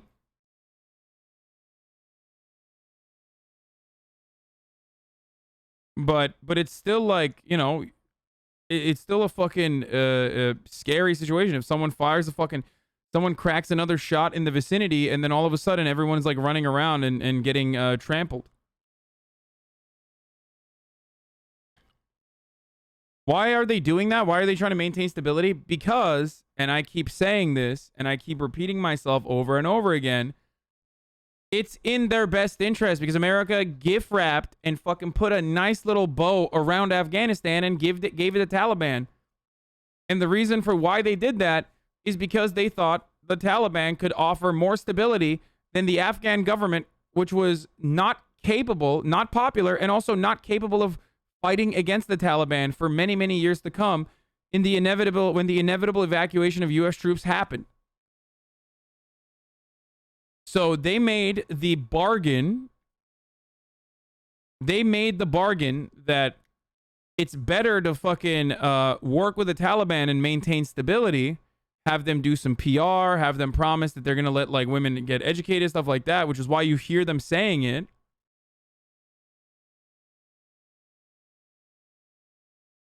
Was it a bad bargain? Bro, you're literally dealing with the Taliban. Of course it's a fucking bad bargain. But there's nothing else. Because we fucked up the region. we fucked up that country and caused it to be in a state of disrepair. Like, we caused irreparable harm in that country. There's no way that, like, you know what I mean? There's no fucking way that there is ever going to be stability there. You are a U.S. green card holder. You should be allowed to get into that airport. But the problem is, I mean, your theory assumes that the U.S. government knew the Taliban would take over in 3 days. Yes, my theory does assume that. And my theory, I think, is correct. And the reason why I suspect that the U.S. government knew that the Taliban would fucking, like, not the U.S. government, like, not the top level officials, but I do think that they were going to fucking take over inevitably. They said it was going to be 6 months, and they said 30 days, and then they took it over in 72 hours. Now, the reason why I think ultimately that the Taliban was going to take over no matter what was because they didn't even involve the Afghan government in the negotiations process, dude. They went to the Taliban, they went to the Afghan government, and the Taliban said, do not bring the Afghan government to the table. We do not give a shit. We're going to take over. Bro, they literally, they went to Pakistan and got a fucking top level mullah who is like one of the main fucking leaders of the Taliban out of prison, dude, to bring him to Camp David and negotiate with him. Like, well, why do you think they did that?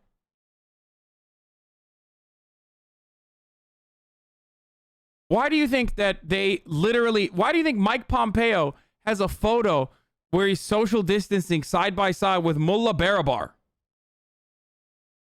a person that they got out of a Pakistani prison, a Taliban leader that they literally personally got out of a Pakistani prison?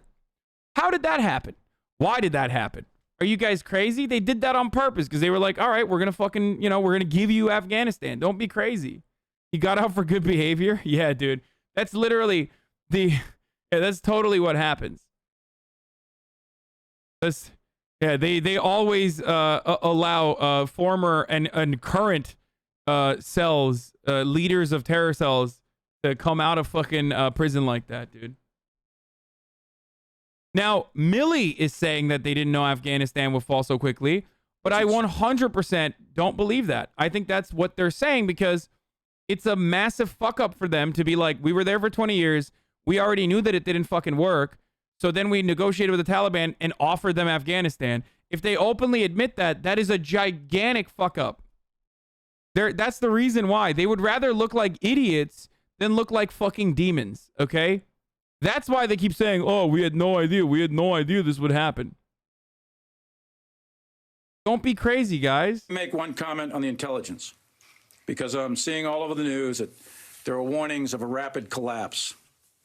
I have previously said from this podium, not to be too much of a conservative, but like, what was he, too fucking busy reading Mao to read like any of the fucking security reports or even the Washington Post article that exposed that his military was like disastrously not equipped to fucking train the Afghan National Security Forces? Like, I'm sorry, dude. Were you learning about white rage too much? Is that why you fucking failed to see that? No, he knows. He literally knows, okay? I'm sorry. He literally knows. This is propaganda. This is PR. This is saving face. Okay? They're basically saying like, oh man, oh, who could have fucking thought that this would happen? If I'm a fucking idiot in America and I don't have access to like high level information, like highly classified information, okay? And I can fucking speculate from my goddamn living room that this was inevitable, and it was inevitable for many, many years, then of course they knew that too. They literally did. And also ironic because yes, if he read Mao, he would have known actually. So we have now exposed him as a phony fake Mao reader. Okay, he sounds, which makes him literally a leftist on Reddit. Okay, he is much like many of the leftists on Reddit. He also lies about reading Mao. So there is that. in sworn testimony before Congress that the intelligence clearly indicated multiple scenarios were possible. One of those was an outright Taliban takeover following a rapid collapse of the Afghan security forces and the government. Another was a civil war. And a third was a negotiated settlement. However, the time frame of a rapid collapse, that was widely estimated and ranged from weeks to months and even years following our departure. Nobody could have guessed how fast Taliban would win. Meanwhile, Noam Chomsky back in fucking May was talking about it. Yeah, here, I'll show you this. God, he looks so old. This makes me sad. It's a long shot. What do you? We can have a discussion later on about this. I don't know whether you want to make a prediction. What's the prediction? Assuming this quote unquote pullout happens September 11th, what do you predict for the next year or two or three? Don't claim any expertise in this, but from all the information that seems to be available, the Taliban will take over. The Afghan army will just collapse the way the Iraqi army did as soon as a couple of people started coming in pickup trucks and aiming guns at them. They just ran away. That's the U.S. created army. I doubt that it'll be any different in Afghanistan. Try to create an army the way we created. It's not going to be an army. So I presume they'll flee, collapse, hand over their guns, something or other. Pretty soon the Taliban will take over. It's a pretty ugly regime. We've seen it. Do you think that, well, that's the other thing I was going to ask.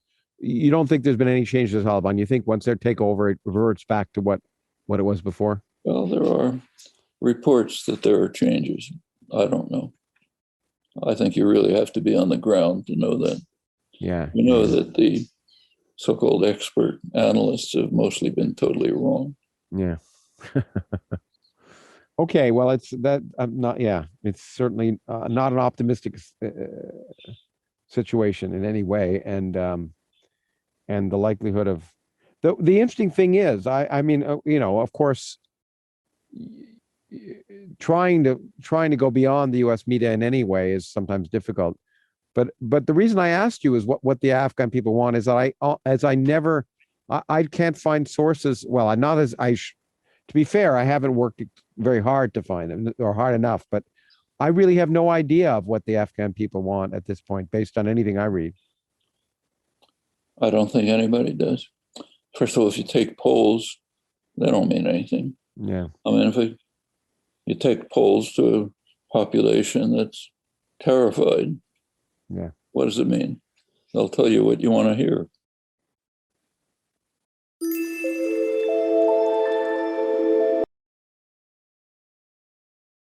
Lawrence Krauss was a serial abuser and friends with Jeffrey Epstein? Really? I did not know that. Hold on, I'm putting on a fucking heating pad, dude. Even though the thing says don't use a heating pad.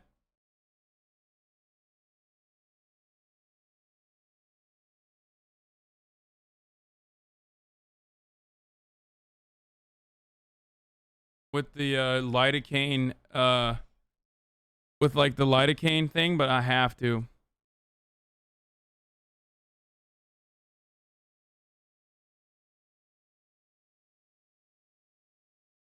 Okay.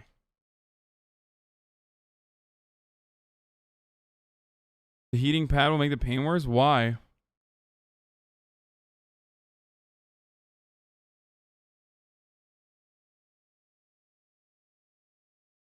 You will explode? Wait, why?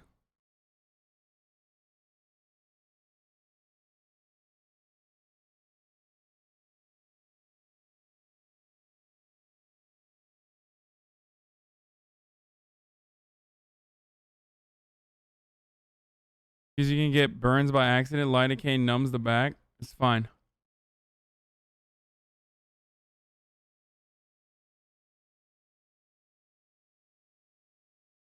Heat can cause the lidocaine in the patch to be absorbed into the body faster. This may increase the chance of serious side effects or an overdose. While you are using this medicine, do not use a heating lamp, electric blanket, heat or tanning lamp, sauna or sun lamp, or even heated water bed.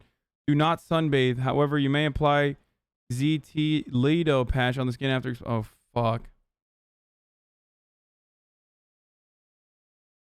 Okay, this is not a regular heating pad.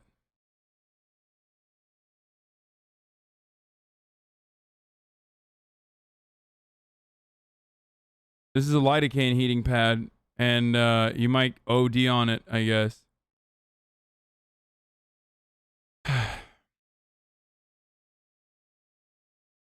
Applying heat to sore muscles or ache, pain causes inflammation. It's best to use cold packs on the sore area. You alternate heat and cold for 10 minutes each. It helps.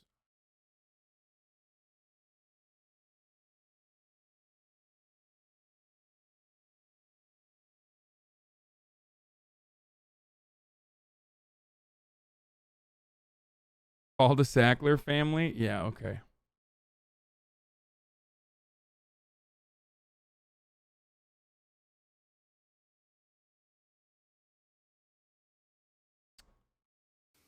There was nothing that I or anyone else saw that indicated a collapse of this army and this government in 11 days. Let me make one comment on the entire.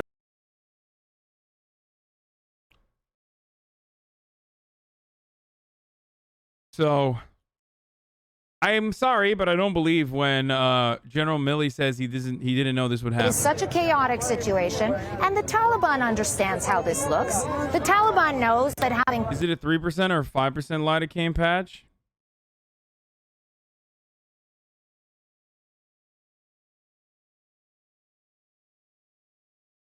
Hold on, let's see.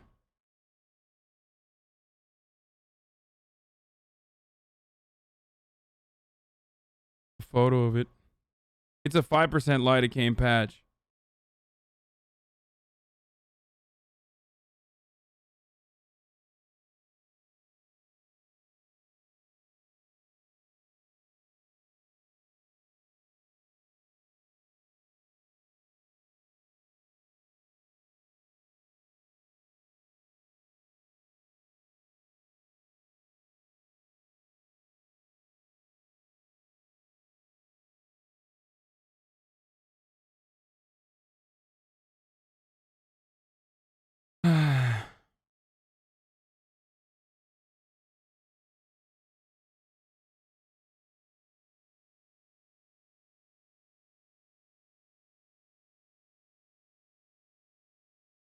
Might have to get an ice bath for your back. We'll see.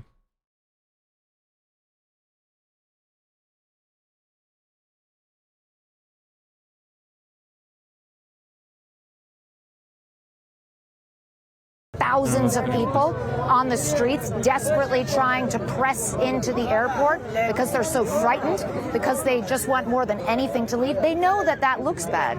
So it is not entirely surprising that the Taliban is not exactly embracing this sort of mass exodus. The question becomes, what recourse do these people have? How can their safe passage be facilitated? And we're not getting any sense of how that could happen. Oh, this was insane. I tweeted about this and joked about this. Yes, sir. Dude, the American, I was going to say the American Military News Corps. The American White House press pool is like way too fucking comfy, dude. They're so insanely comfortable just like promoting the bottom line of the military industrial complex. Like, it is a complete psychopathic fucking question that this guy is asking. President Biden said that there were very few national security interests for the United States in maintaining some peace in Afghanistan. Would you actually reiterate that today? Would you say that there is no interest for us having some presence on the borders of Iran, on the borders of Pakistan, on the borders of near China?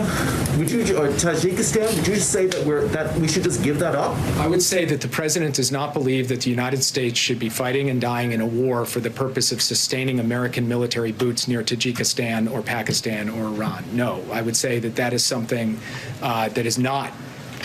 What you just laid out as a national security interest, we would. Who is that reporter? I haven't seen a single fucking person tell me who this reporter is. Would not agree that it is right to ask American soldiers to risk their lives for the purpose of maintaining a presence near Tajikistan. Yes.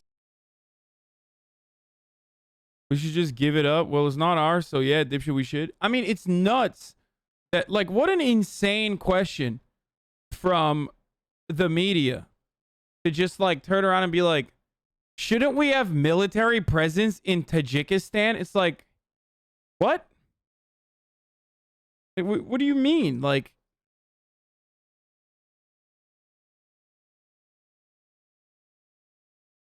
complete psychopathic warmongering.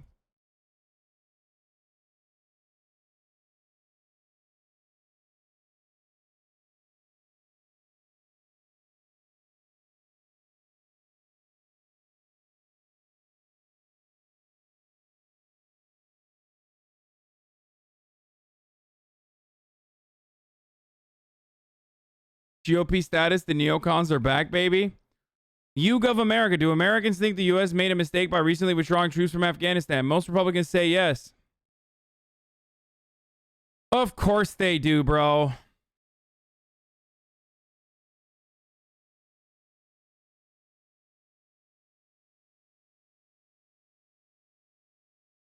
Of course they do. You know.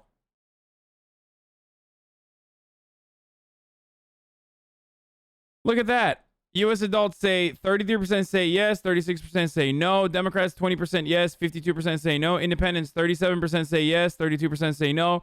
Republicans 54% say yes, 22% say no.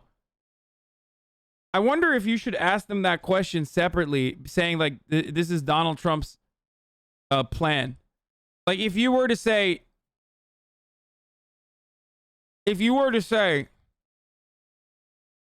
did the United States do a good job following, I mean, maybe Howard Mortman? Oh, yeah, and then the Democrats would say that the United States fucked up by following Donald Trump's plan. Don't get me wrong.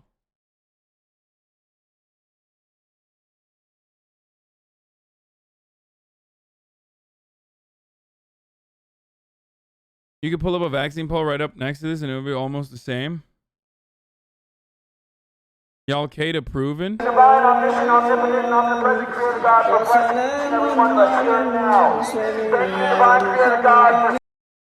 don't like this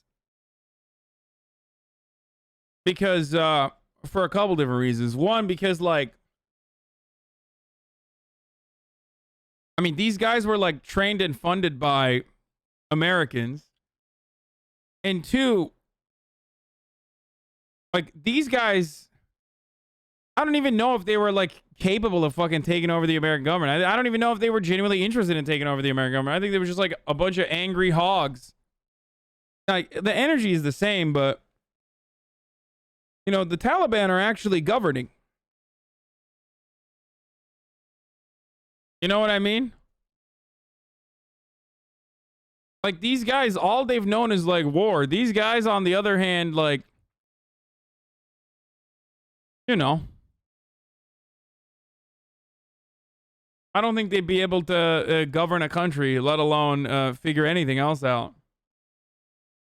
I don't even think that they would be able to get in if the police didn't just like open up the floodgates and allow them to come into the capital. Like the Taliban, they would have inevitably made it to Kabul, even if the fucking Afghan security forces didn't withdraw. They were inevitably going to make it to Kabul. Doesn't matter if it would take 6 months, 30 days, or 72 hours. They were going to make it to Kabul. These motherfuckers were not making it into the capital if it wasn't for the cops being like, all right, step right here, sir.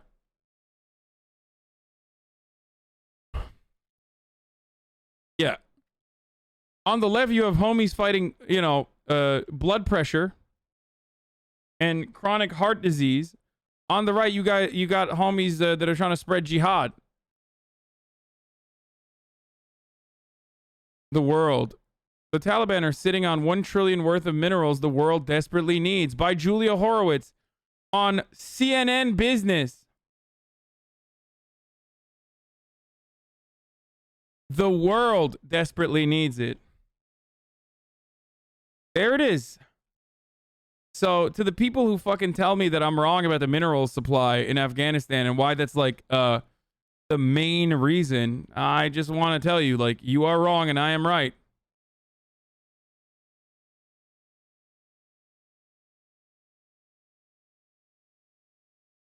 Liberals are completely obsessed with January 6th. They're obsessed with this aesthetic American politics insurrection. They literally compare everything to it now as genuinely horrible.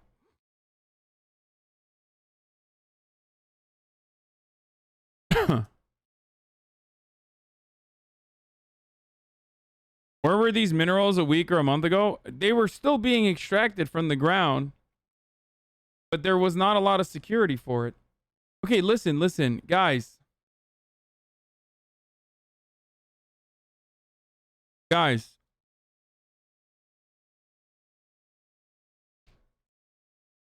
We have known that Afghanistan is dense with natural resources since the USSR had a fucking mineral map. It's not like Pete Buttigieg literally had a map of Afghan minerals. Pete Buttigieg had a map of Afghanistan's minerals in his office. That was his fucking job. Can the Afghans mine these minerals themselves? Why or why not? Of course they can. They don't have the technical know-how, dude.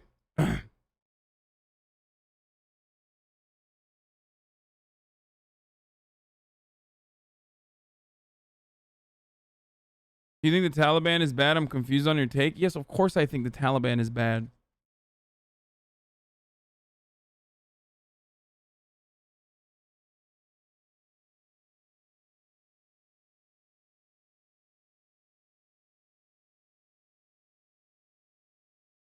Yeah, I mean, here. In person, Buttigieg's style is amiable and controlled. He speaks like a newscaster in lucid paragraphs with solid baritone and boxed in decorum. He seems to live in white shirts and pressed slacks. It's his dress even now around the house. And wears his hair in the same tame coif as Mike Pence, who was elected Indiana's governor the year he was sworn in as mayor. Showing me into a living room where books on display range from Thomas Piketty's Capital in the 21st Century to Peanuts, a golden celebration. He takes a seat. He takes a seat in front of a huge resource and mineral map of Afghanistan.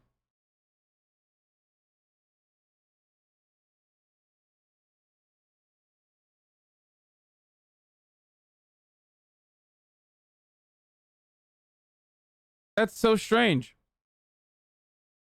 Remember, that was literally his fucking job in the intelligence community. Like when he was a part of the Navy, I believe, and also when he deployed, like his entire job was fucking resource management.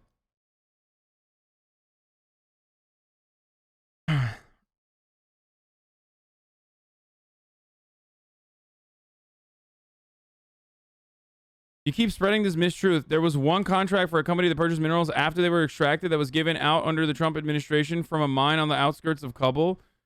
You are literally fucking wrong, dude. That's not even true because the Taliban occupied territories that are already given a fucking a mining contract to China. You're just absolutely incorrect. We have known for a very long time that Afghanistan is very fucking resource dense. Okay? Mistruth. I love this because, like, he doesn't want to fucking say you're outright lying because he's right.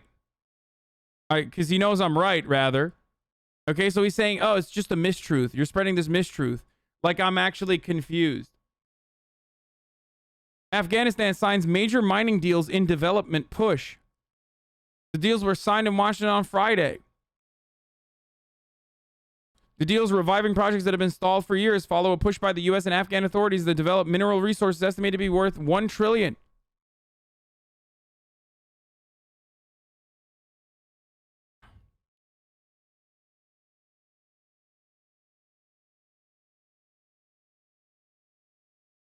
The problem, though, is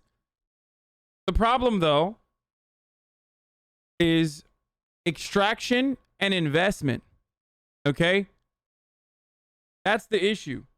Nobody wants to invest in extraction and nobody wants to make refineries when the region is constantly fucking in a state of war. And Afghanistan does not have the technological know-how to be able to fucking put it together. Yeah, here are the obstacles, by the way. The obstacles, the main obstacles are literally security. Like, the number one obstacle is instability and lack of security. There's like obstacles in extraction, but those are the two main problems. Actual extraction, not easy. Been scouring the globe for investors to develop its mines in an attempt to lift one of the world's poorest nations out of misery through investment. Contracts have already been awarded to China and India to develop copper and iron mines, respectively, and another round of bidding is currently in progress for 4 unexploited sites that are being closely eyed by countries such as the United States, Australia, and Turkey. But the significant hurdles remain in the quest to turn Afghanistan's buried minerals into a steady source of income for the government and Afghan people. Security is still a major concern.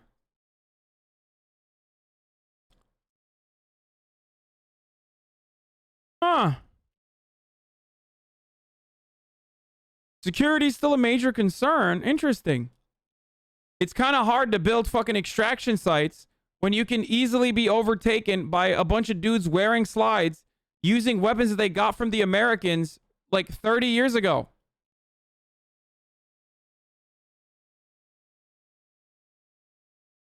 So you don't have stability and you don't have security, so you can't extract it. And then you don't want to build refineries.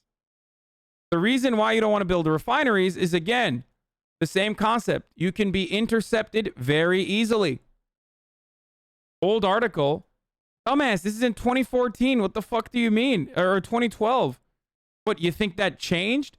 Yeah, it's about to change when the Taliban maintains stability for regional powers and global superpowers. That's part of the reason why I keep telling you that, like, they literally, having an old article in this situation actually works in my favor. That they knew since 2012 easily that Afghanistan had a lot of fucking resources.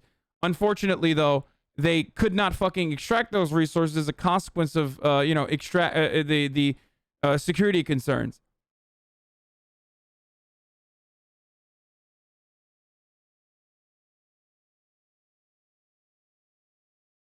Afghanistan dangles lithium wealth to win Trump support.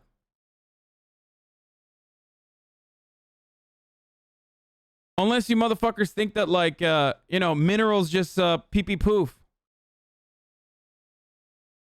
Is that what you guys think happens to the minerals that don't get fucking, that don't get taken out of the earth? They just, like...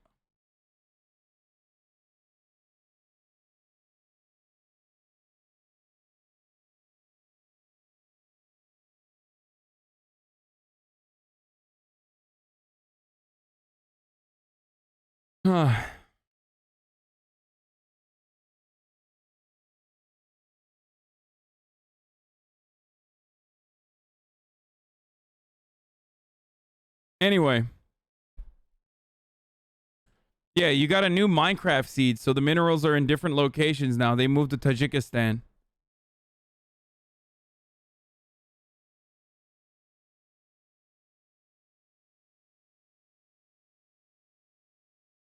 Yeah, they got a new fucking godlike seed in Uzbekistan, bro.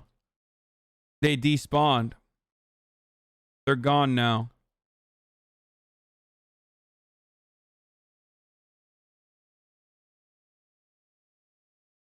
They think you're saying all the dying of U.S. troops was minerals. It was only for us to create the stability, which didn't work, and that's why we're leaving now?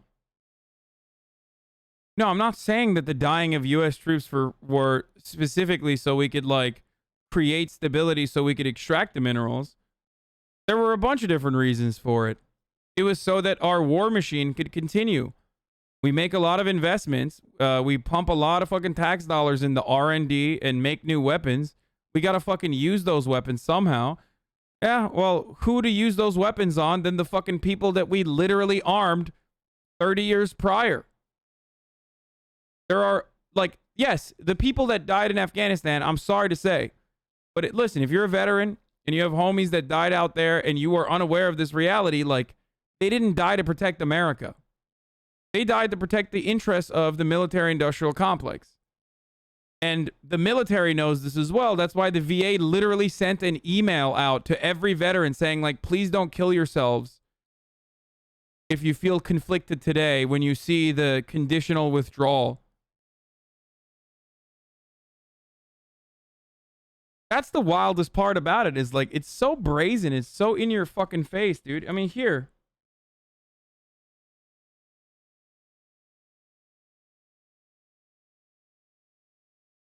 Two days ago, this email was sent out titled, Afghanistan, let's talk about it. Veterans from all eras are reacting to the events in Afghanistan, such as the U.S. withdrawal and the takeover by the Taliban. You are not alone. Veterans may question the meaning of their service or whether it was worth the sacrifices they made. They may feel moral distress about experiences they had during their service. It's normal to feel this way. Talk with your friends and families, reach out to battle buddies, connect with a peer-to-peer network, or sign up for mental health services. Common reactions. In reaction to the current events in Afghanistan, veterans may feel frustrated, sad, helpless, grief, or distressed, feel angry or betrayed, experience an increase in mental health symptoms like symptoms of PTSD or depression, sleep poorly, drink or use more drugs, try to avoid all reminders or media, or shy away from social situations. Try to avoid reminders, have more military and homecoming memories. Veterans may question the meaning of their service or whether it was worth the sacrifices they made. Newsflash, it fucking wasn't. It literally was not. This is fake? It's from... What do you mean this is fake?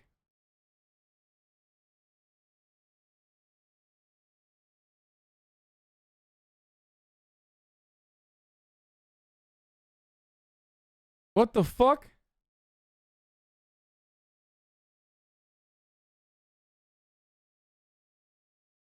So if you do have like veteran friends, this is your opportunity to talk to them. If you yourself are a veteran, this is an opportunity to reflect. Okay? It really is.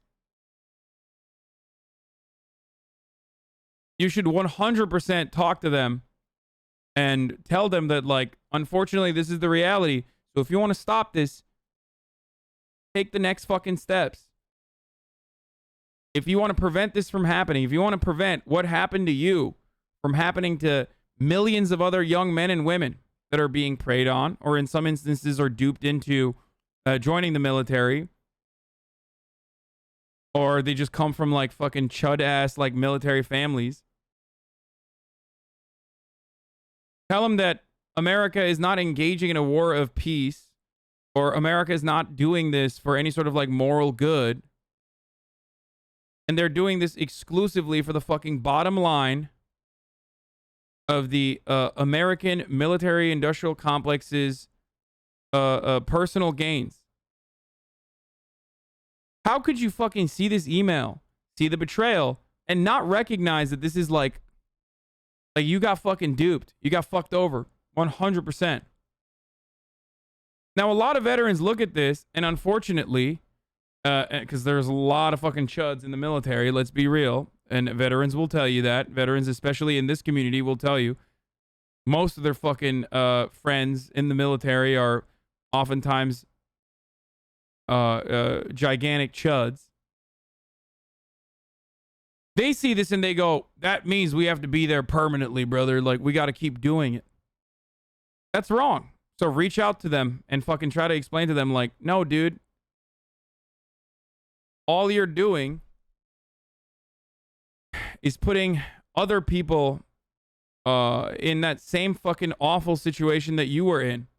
So they themselves, if they're lucky enough to be able to survive and get like fucked up in the brain, to feel that same betrayal years down the line. It's the truth.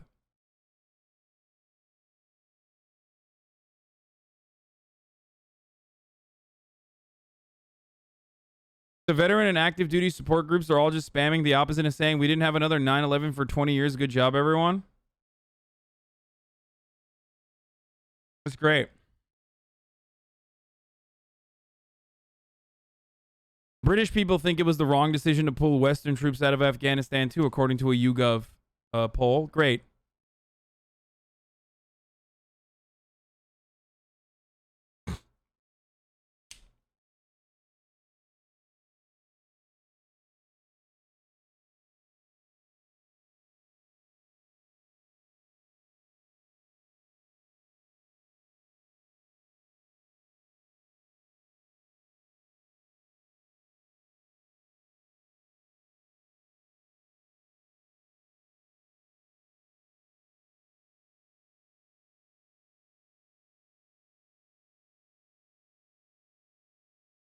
You're shocked that a country with presidents all around the world at one point thought it was wrong to pull out of a country? Lol. Yeah, I don't really go to the British for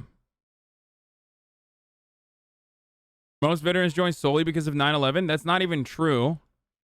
It was true fucking 10 years ago or 15 years ago. It's no longer true. That's why military recruitment numbers are fucking down, because you can't drum up nationalistic fervor amongst the younger population. It was true post 9/11.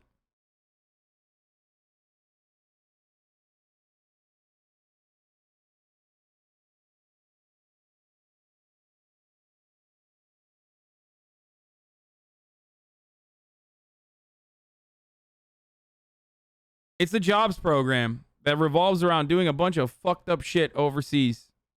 Sorry, that's the reality. You literally sell your body to the American government, and it's fucking terrible. Engage in positive activities. Stay connected. Practice good self-care. Stick to your routines. Limit media exposure. Use a mobile app. Yeah, dude.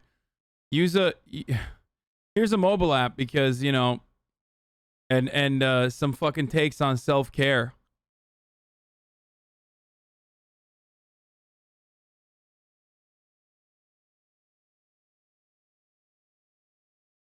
Wrong. Military numbers are down now because of the push for free healthcare and free college. Without a reason to fight for the country anymore, recruiting relies on its benefits, which are soon to be non-existent. No, you are actually wrong. I'm sorry to tell you, because a push for healthcare doesn't mean shit. Yes, for a lot of middle-class Americans, that is the reason why they join the military, because it's a jobs program that offers benefits. However, we don't have healthcare. If we did, then it would be a little different. Then you would actually see the numbers wither away. But the real reason for why the military numbers and the military recruitment practices getting like more predatory, and the military going to like younger and younger people and like fucking doing esports and shit like that, is literally so that they can combat the like low nationalistic fervor that Americans have. I'm sorry to tell you guys this, but we don't have a good track record, okay? We're seen as fucking losers. Like, our military are perpetual losers. Now, part of that is a consequence of not having, like, a lot of coverage anymore. I mean, yeah, we are, like, a permanent L machine, dude. We are. We're fucking L nerds, dude. Sorry. You know, American military fell off. Like, the hood watches the Taliban now.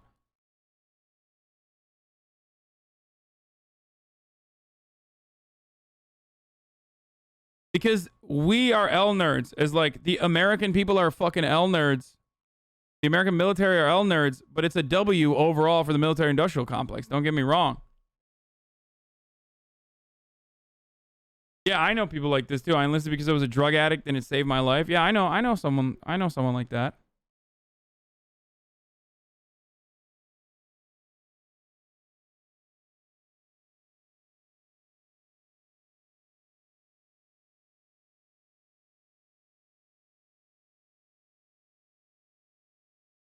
Bro, sometimes I hear the reasons for why people join the military, and some of them say to buy a Camaro with a sign-on bonus. Obviously, that's not everyone who joins, but I'm sorry, bro, but if you're that stupid, maybe you deserve to be in the military. Oh, yeah, for sure. They're only losers because the goal of what they're doing isn't to win engagements, it's to justify military development contracts. Yup. So, that is precisely the point. Yes. The American military is a fucking permanent L machine, because that permanent L status keeps the appropriate industries alive. That's it. People aren't always stupid. They're propagandized and duped. Yeah, it's a bunch of different reasons.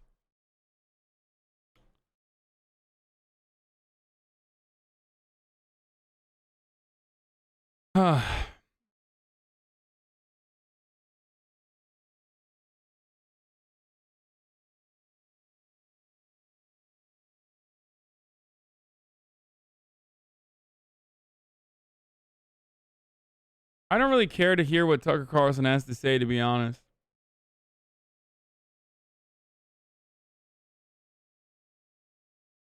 but I do care to see what Joe Rogan has to say. So let's go to my favorite foreign policy advisor, Joseph The Brogan. Joe Rogan experience. The Taliban have taken over Afghanistan. That's a creepy that one, looks weird. Isn't that dude like some fucking weirdo reactionary failed rapper guy who like was I'm gonna be a woman for a day and go work out and do deadlift and break deadlift records to show what it's like and that trans people are faking it. Yeah. That's the guy, right? That guy is such a fucking clown. Oh my god. God damn, dude. Oh, here we fucking go. Oh, I can't fucking believe it, bruv.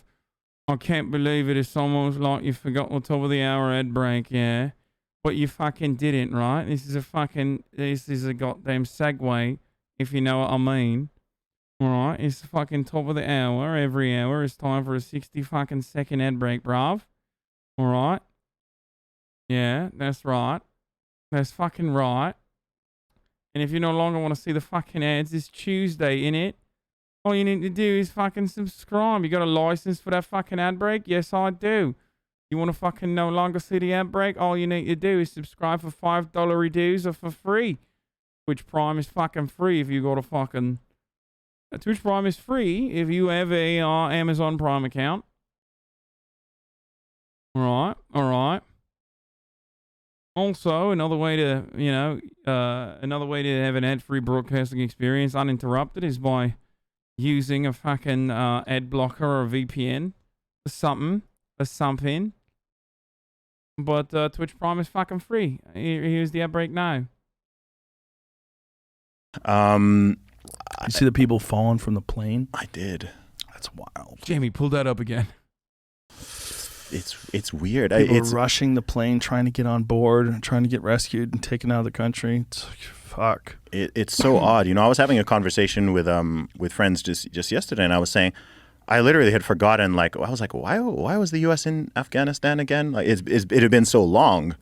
I was literally trying to remember what the initial reason for going in there was. Yeah.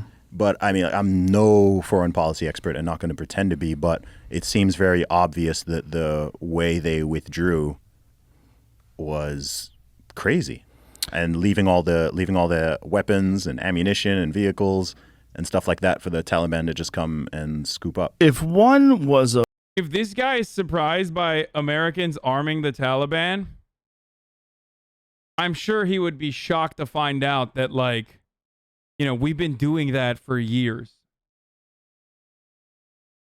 Don't tell him. A legit conspiracy theorist, like a real tinfoil hatter, you would look at this and go, this is probably the best way to ensure the support of a reinvasion. Like, leave a bunch of weapons behind, make the whole thing disastrous, have the Taliban take over the entire country in a short period of time, start executing women mayors, do all the crazy shit that they're probably going to do, and then, have some real public outcry. So weird. I still get people who are not that far-fetched. Seeing what we've done in the past. I mean, I have a different take on this, but confused as to why I do not generally trust the government, and I don't know how many examples I need to pull out from recent times and from further history to just be like, look, whether this is malice or it's incompetence or it's with something. So here's the thing. It's a double win, okay? On the one hand, you win over stability, so you can, like, finally fucking build, like, extraction facilities, all that sort of stuff, without fear that the Taliban is going to come and, like, blow it up or steal your resources that you are extracting out of the earth. On the other hand, you literally create a secondary reason to never pull out and have permanent occupation in every other fucking country, because, like, look what happens to Afghanistan when we pulled out. You know what I mean? Things, it doesn't matter. All right, whether it's malice or incompetence. Incompetence in anything. But how can, with certain things, I'm like, how can it be? Like, it's so obvious, right? It's so obvious what is going to happen in a certain situation, and then you do it anyway. And I don't understand that. One person can be incompetent, but it's like it's not just one person who makes all these ideas. They've got actual people who are supposed to be experts and advisors, et cetera. I mean, you even had people in the media last month, right? And the media is pretty friendly towards Joe Biden here for the most part. And people in the media are saying, hey, if you do this, aren't the Taliban going to just take over everything? He's like, no. And he's like, no. No, there's 300,000 Afghanistan armed soldiers. Dude, he's literally a fucking, what the fuck? You're a comedian, dude. You got to do better. That's the saddest part, is that like Joe Rogan's descent into like full tilt reactionary nonsense has turned him into a less funny person. Soldiers, only 75,000 Taliban. Meanwhile, they took it over in a day. They just did it. Yeah. Yeah. And there was no gunshots fired. It's no. Yeah, I just think the whole thing's a disaster. This nation building idea is a disaster. And Afghanistan itself has never been a traditional country in the sense of like a central leadership. It's basically, for most of history, has been run by warlords. Yeah. It's like warlords that controlled regions. Here's a question, Joe. This is something I wonder about a lot, both on an individual level and on a nation level. How much and at what point should, say, a country get involved with the affairs of another one? Where It's do you a think good that question. line is? Well, it should be probably we should have levels of atrocity that are intolerable, right? Where it's like Nazi Germany type levels. But if that's the case, why are we not invading North Korea? Because North Korea, if you talk to Wyoming Park or any of the people that have escaped from North Korea, it's... What? Dude, your brain on like American libertarianism is so... It's spicy, dude. Like, it's fucking scary, dude. American libertarian brain rot is just nuclear grade enriched uranium levels of brain rot, okay? Like, why don't we fucking invade North Korea? Like, why would we invade North Korea, man? Are you fucking insane? Like, that's fucking insane, dude. He's like looking at how fucked up. First of all, I mean, I guess he's not even saying that, but even using that as an example is psychotic, because like, why does North Korea exist in the way that it does currently? Like, if America wanted to stop all of these like, psychotic developments, and I do believe like Jusha, if you think about it, is not necessarily materialist in nature, and more so an ideology formed out of Marxist-Leninism, but has turned basically into a theocratic monarchy, okay? Self-reliance, on the principles of self-reliance or whatever. I know people are going to get fucking tankies, are going to get mad at me now, but like, holy shit, you seriously don't get what he's saying? He's just saying, if we're going to play world police, why pick fucking Afghanistan over something like North Korea? Because even that part is psychotic, dude. No, if you want to play world police, we got to police America, dude. Oh my God, you're such a lib. Yeah, I know, dude. No, you're right. Jusha is actually totally a valid fucking orthodox Marxist principle. Thank you, guys. It's essentially a form of Holocaust. There's people that are in concentration camps. They've lived their whole lives there. Their children will be born there. There's people that are starving to death. There's people that are cannibalizing people. It's a weird, fucked up, horrific situation over there. Yeah. And there's no plan. Tanks get mad at you because you never offer support for anti-imperialist and socialist countries. I mean, the best support that you can offer to fucking Venezuela or North Korea, which, by the way, is like not even on the same league, is to offer them the freedom and allowance to be able to trade around the world unrestricted, and to be able to cooperate in the fucking marketplace, the global marketplace. That's just the immediate reality. Lift the fucking sanctions. Like, that is 100% my take, by the way. Don't get me wrong.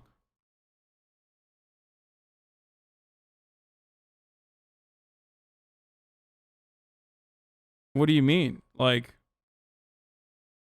Yeah, debt forgiveness, lifting of fucking sanctions, unrestricted trade opportunities so that North Korea can enslave its population and have like a fucking Dengist revolution, okay, inevitably, if they want to do so, and they can become the next China, and then, you know, all the Western imperialist forces can turn around and talk about how wonderful capitalism is and fucking say, oh my God, look how many billions are lifted out of poverty.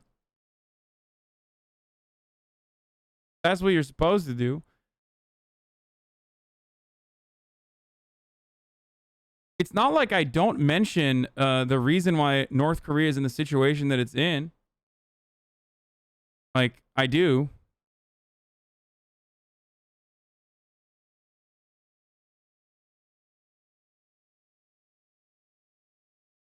North Korea is not Marxist-Leninist. What are you on about? I don't think so. I don't think it is.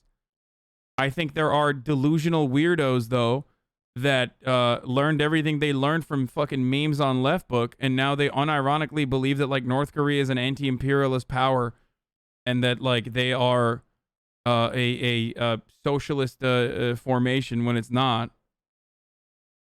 And also, not only that, but, like, it fucking hurts your own cause. If you want to propagandize socialism, then, like, good luck.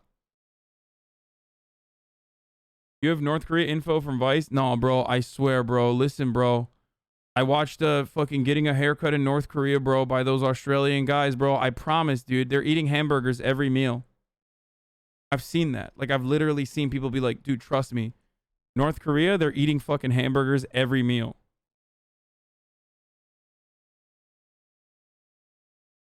To do anything about it. Yeah. But yet, we keep talking about doing things in the Middle East. And there's a lot of resources in the Middle East that may or may not be a motive to being there. One of them is drugs.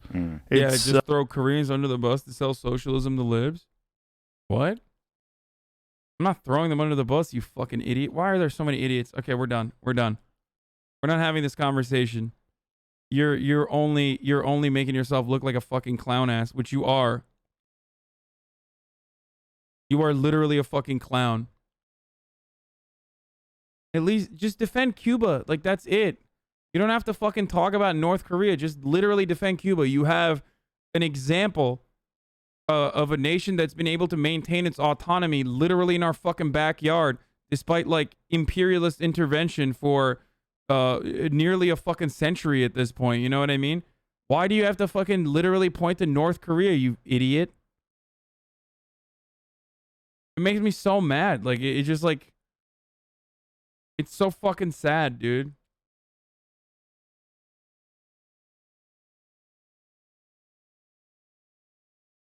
Up until the invasion of Afghanistan, I mean, I'm not sure what the number is now, but Afghanistan, once we invaded, I think they were... Talk about Peru. Talk about Bolivia. Talk about Latin American countries that have been able to withstand nearly a fucking century of brutality from Americans and still maintain some shred of fucking autonomy in spite all of that. Okay? You don't have to fucking literally point to North Korea, which is, like, not even remotely fucking Marxist. It's not. It is not even remotely Marxist. You're a fucking psycho. You're a delusional psychopath if you think a nation-state formation that has definitely been absolutely cumstered and dumpstered and genocided by imperialist forces that then has turned around and closed off from the rest of the world, maintains this, like, incredibly autocratic structure that also passes down through blood. Like, there's literally a fucking there's blood lineage. It is unironically, if you consider Jusha to be a religion, which it's very similar to a religion, it is actually closer to a theocratic monarchy than it is to any sort of, like, Marxist governance. We're the supplier of 94% of the world's opium. Oh, I didn't know that. Oh, yeah. I didn't know that. Well, the fucking United States troops were guarding poppy fields because these people that were there, that was their main way of making a living. And the U.S. troops were guarding the poppy fields. It's fucking crazy. Let's find out what the actual number is as of today. But I believe that, I think that was the number at one point in time, that 94% of the world's opium supply was from. Wait, hold on. I missed everything here. Up until the invasion of Afghanistan. I mean, I'm not sure what the number is now, but Afghanistan, once we invaded, I think they were the supplier of 94% of the world. Okay, this guy is like trolling, right? They at least had a successful revolution despite decades of imperialism, closer to socialism than anything else the Western left can achieve. You're a fucking idiot, dude. I don't think you understand. Like, if you consider what North Korea did is like closer to a fucking socialist revolution, then you unironically are doing that exact same thing that reactionary Republicans attribute to the left all the time. My favorite thing, my absolute favorite thing, is when dumbass fucking lefties will literally just like adopt the same shit that right wingers will yell at left wingers about. Like, oh, socialism means you have to live in absolute filth and poverty, actually. Wow, how hypocritical. And then, like, there are actual lefties who say that from the left. Just like, oh, yeah, this is actually, yeah, socialism. Why don't you go live in North Korea? And then there's, like, actual fucking lefties who are literally adopting that straw man and being like, no, actually, North Korea, Democratic People's Republic of Korea, is actually a lefty formation. It's great. Opium. Oh, I didn't know that. Some of you are like one step away from, like, literally, if there was another charismatic like leader that considered themselves to be a fucking leftist, like Lyndon LaRouche, you would be a LaRouche leftist. Oh yeah, I didn't know that. Well, the fucking United States troops were guarding poppy fields because these people that were there, that was their main way of making a living. And the U.S. troops were guarding the poppy fields. It's fucking crazy. Let's find out what the actual number is as of today. But I believe that, I think that was the number at one point in time, that 94% of the world's opium supply was from Afghanistan. Afghanistan specifically, wow. There's also a massive supply of minerals, of conflict minerals. Ironically, in 2014, the estimated opium production was 6,400. What is an MT? Yet in 2017, production climbed to a new record of 9,000 MT. Result of a drought. These levels of production are enough to supply most of the world's opiate markets. Wow. It's a study from the Brookings.edu. Oh, metric tons. That's what it is. Okay, there you go. Okay. 2007, Afghan opium production climbed to what was then seen as a staggering 8,200 metric tons. Interesting. In 2018, climbed to a new record of 9,000 metric tons, then falling to, in 2018, 6,400 metric tons. Massive amounts of opium. Wow. Yeah. This is what's crazy. The trafficking, okay, here it is. Estimated the gross value of the Afghan opium economy, including the cultivation of poppy, processing into heroin, and This community spams tankies more than the V cult does nowadays, and you're encouraging about reading two dumbass shadows and taking them seriously. Yeah, my favorite thing is like when certain Marxist-Leninists will like get upset that I'm like fucking yelling about other psychos that will probably inevitably ground their worldview. Stop then. Stop bringing it up. I never talk about it on purpose. I personally never talk about it because it's completely irrelevant. There's never going to be a fucking like Maoist revolution in the United States of America. It doesn't matter. I don't care to fucking engage with like 12 people who are like Shining Path simps or some shit. Okay? So it personally doesn't matter to me, which is precisely why I don't talk about it. But those guys are like so stupid. Anyway, sorry. Yeah. This is what's crazy. The trafficking, okay, here it is. Estimated the gross value of the Afghan opium economy, including the cultivation of poppy, processing into heroin, and trafficking up to Afghan borders, to be between US 4.1 billion and 6.6 billion in 2017. Wow. It's so funny seeing those numbers there compared to like these trillions and trillions that they just keep printing. Sounds like nothing. I don't even know how these numbers are just get to a stage where you can't fathom it. It's just like too many zeros. Yeah. It's also like, where's that money going? Like if they're making that much money selling heroin, where's it going? Who's getting it? Who's selling it? I don't know. Where's it going? How's it get? Dude, what the fuck? He's so close. I've never seen someone get so fucking close to the truth. Come on, dude. Getting out of the country. Are you guys watching it? Watch the fields. Yeah. This is like, for the record, shit like this, stuff like this is how you fucking actually bread pill weirdo libertarians like this, because they love conspiracy theories, and there are very real conspiracies that the media rarely ever covers and doesn't talk about because it's outside of their scope of interest in maintaining an imperialist, capitalist, hegemonic thought. So, literally, when he asked that question, you just got to be like, yeah, where? Who is selling that? Where are they coming from? You know what I mean? It's awfully suspicious that whenever an imperial power invades an area, historically, there's always some kind of opiate production that's really going on over there. Kind of wild.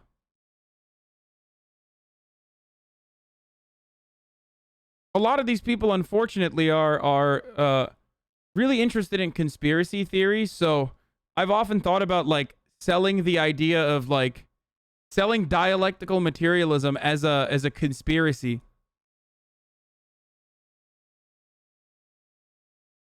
You know what I'm saying? And I feel like it would work.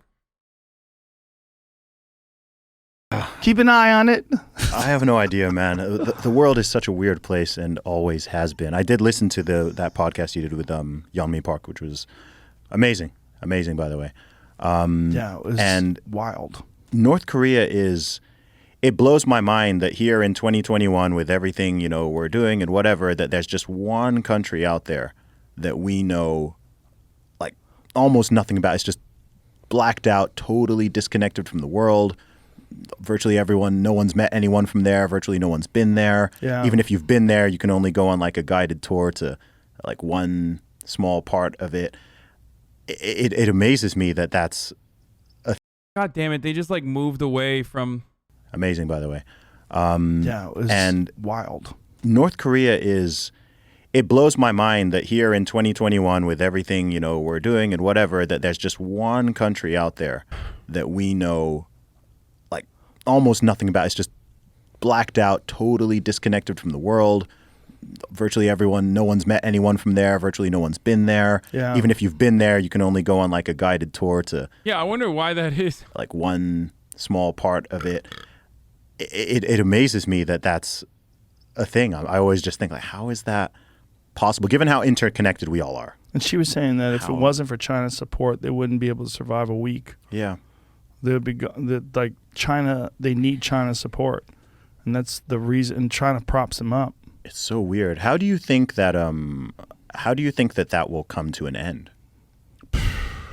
They're talking about the North Korean Candace Owens, okay? Like, sure, her personal account is harrowing, okay? There's a lot of fuck shit that goes on in North Korea. Absolutely. 100%. But she literally uses that personal experience to turn around and be like, what's going on in North Korea is similar to like what I learned in Columbia University, okay? So she is the North Korean Candace Owens, which is not surprising that Joe Rogan had her on the show because Joe Rogan had Candace Owens on his show as well. Complete fucking grifter, okay? It might not.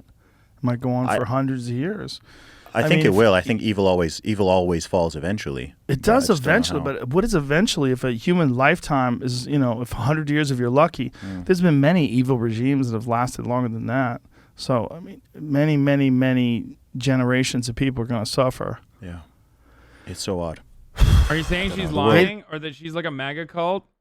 No, she's a grifter who very likely embellishes a bunch, but she doesn't even need to do that regardless because, like, fucking shit is popping off in North Korea in ways that would, like, obviously make most Western liberals go, holy fuck, that's terrible. But then she, one, embellishes, and then two, will use that as a counter to be like, the left here is exactly like North Korea. And also, you should be worried about liberalism here. So that's what it is. Like, that's what she does. And for those who say things like, well, oh my God, you wouldn't say that about a black person talking about racism. It's like, no, I do. I say it all the time. Candace Owens.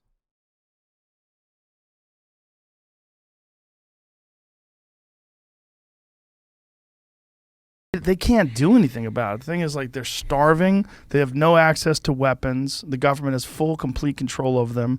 And when you pass the borders, they have landmines set up. So if you're making a run for it, you're gonna fucking blow up. And do you know what's China's interest with keeping or allowing it to stay that way? Is there some benefit to them? That's a good question. Because I know that they're propped up by China, but why would China want? You know, why would they want it to stay like that? I don't really understand that.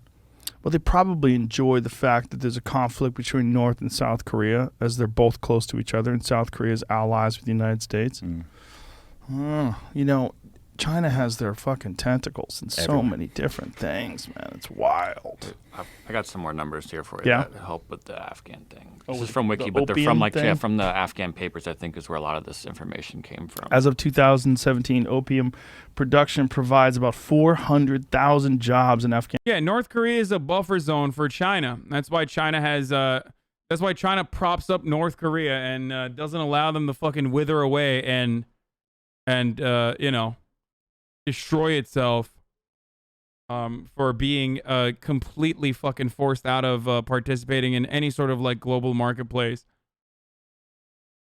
It's just a fucking buffer state for China. Hey, if you don't want China to fucking take advantage of North Korea like this, then go ahead. You know, build infrastructure in North Korea. This is what triggers the fuck out of me whenever people are like, China's engaging in vaccine diplomacy, or China's engaging in, the One Belt, One Road initiative. Okay, then you fucking build roads, dude. How about that? Unconditional aid. Not conditional aid, not IMF fucking loans that you force people to use on American and Western contractors. Just build it.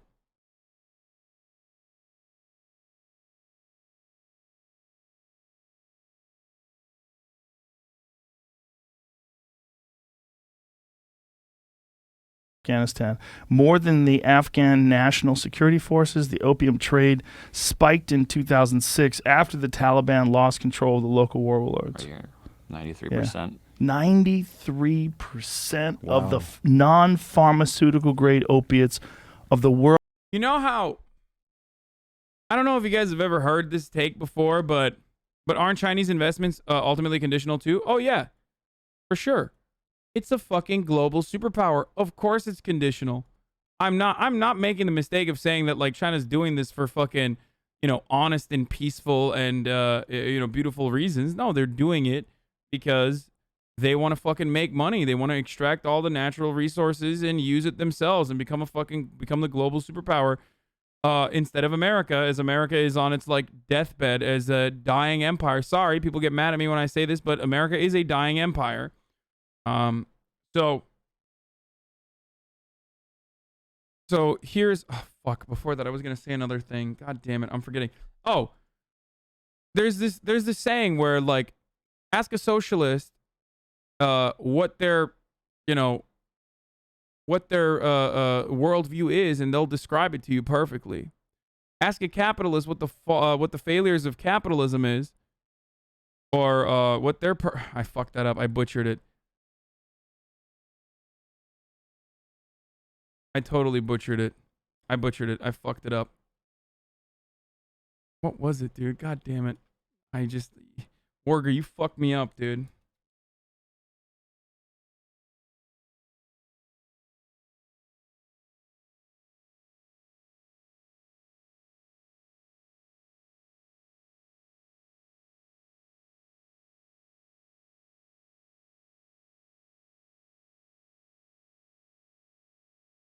Ask a capitalist what the failures of socialism are, and they'll describe capitalism. Yes.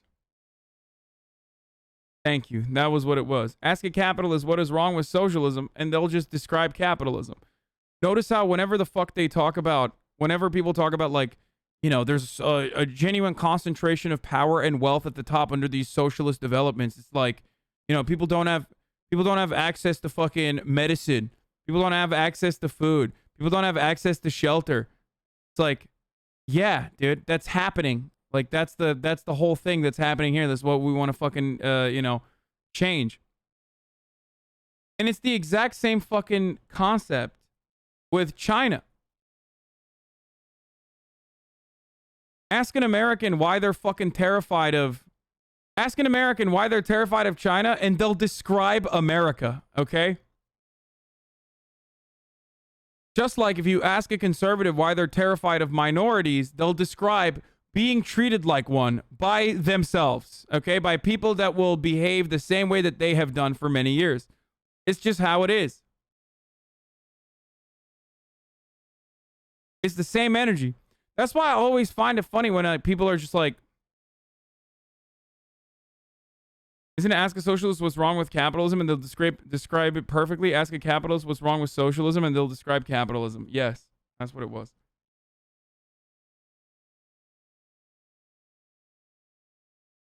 So, dude, this guy's asked like thoughts on what's happened with Armenia 1,000,000 times over. I have no idea what the fuck he's talking about. I'm just banning them.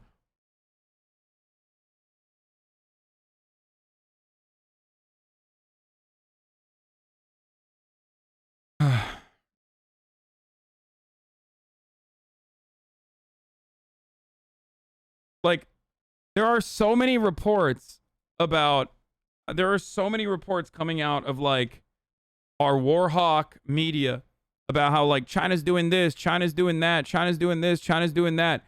And like every fucking time they're talking about what China's doing, it's like they started a drone program. And it's like, wait, what do you mean? We have one too? What the fuck? Like, America fucking is terrified of what's going on in China whenever China's like is doing some shit that's like similar to what America has been doing and still continues to do to this originated in Afghanistan. Yeah, more land is used in Afghanistan to grow for opium than cocoa cultivation in all of Latin America. Wow. I did not know this. I'd never linked Afghanistan with huge amounts of opiates. Man, it's in a Sturgill Simpson song. We are. Yes, because America regularly jails dissidents, restricts access to the internet, has no belief in free speech. I mean, America does do that, not to the same degree as China, but like we literally do that. The neoliberal system of control is significantly better than an authoritarian one. Don't get me wrong. This is a point I make routinely. I would, like, if I was, God King for a day, that's my preferred method of control. Okay, but yes, we fucking totally jail dissidents. We do that. Like, the fuck do you mean? Not Twitter bans, dude. No, I'm not talking about that. Motherfucker, look no further than like what America has done historically to, and even in like modern day, to whistleblowers. What, you think we're so nice to whistleblowers, dude? Yeah, Edward Snowden, Chelsea Manning, Julian Assange. The fuck?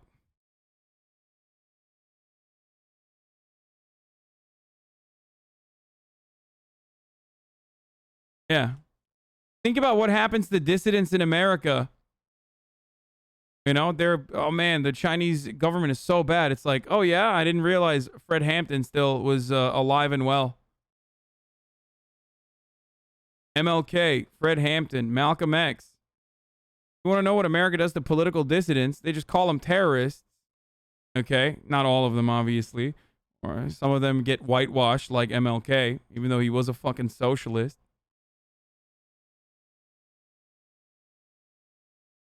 We're repeating what happened in the Vietnam War, right? In the Vietnam War, that was a big part of what the Vietnam War was all about, was the heroin. 2 days ago, I had Mike Preisner on, Iraq War veteran. and fucking, member of the PSL, literally talked about how he got arrested 3 times outside of the White House for fucking doing a protest. You know what I mean? And people in here are like, what do you mean? I don't get it. Like, fucking what? Trade. That's what's going on here, man. Yeah. It's like, it's got to be a factor. This idea that it's not a factor of why we're there and that some fucking scumbag is not profiting off of this, for sure it is. There's no way they're not. I mean, if these are the same people that paid See, Barry this is what I mean. He's close. SEALs to run coke over from South America and drop it into Mena, Arkansas, you don't think that they would be making money over in Afghanistan? No, I do, man. I believe that every government is corrupt. They're going to make a documentary about the poppies. They're going to have to. Someone, now that we're out of Afghanistan, someone is going to make a documentary about the heroin trade, and people are going to fucking blow their wig off. They're going to be like, what? Watch the entire episode. God damn it, dude.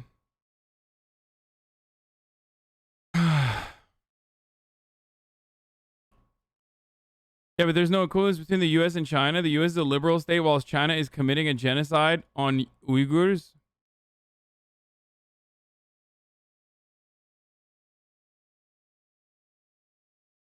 What is the #1 story in the news right now? Right now, like today.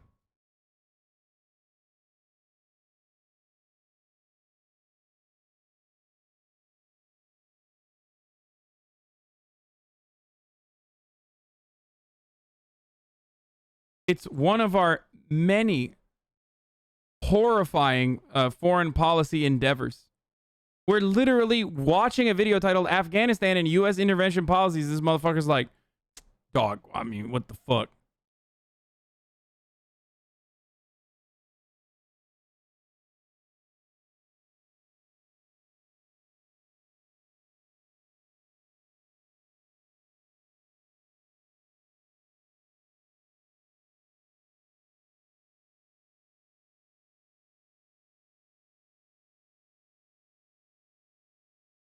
Yeah, U.S. famously not genocide doer and not genocide haver, not supporting genocide in Yemen presently either. No, of course not. Don't you get it? Genociding foreigners is fine. Genociding domestic people isn't fine unless they're illegal. Then it's still fine. Well, also, genociding domestically or mass enslavement of a group of individuals with a constitutional carve-out that legalizes slavery is also totally fine. You know, it's labor camps if it's elsewhere, but it's just a regular prison, just a regular old federal prison if it's in the U.S., baby. We house a quarter of the entire world's prisoner population within our borders. We have the highest prisoner population per capita. Fucking wild that people literally say like America's more free than everybody else, brother. Those people deserved it.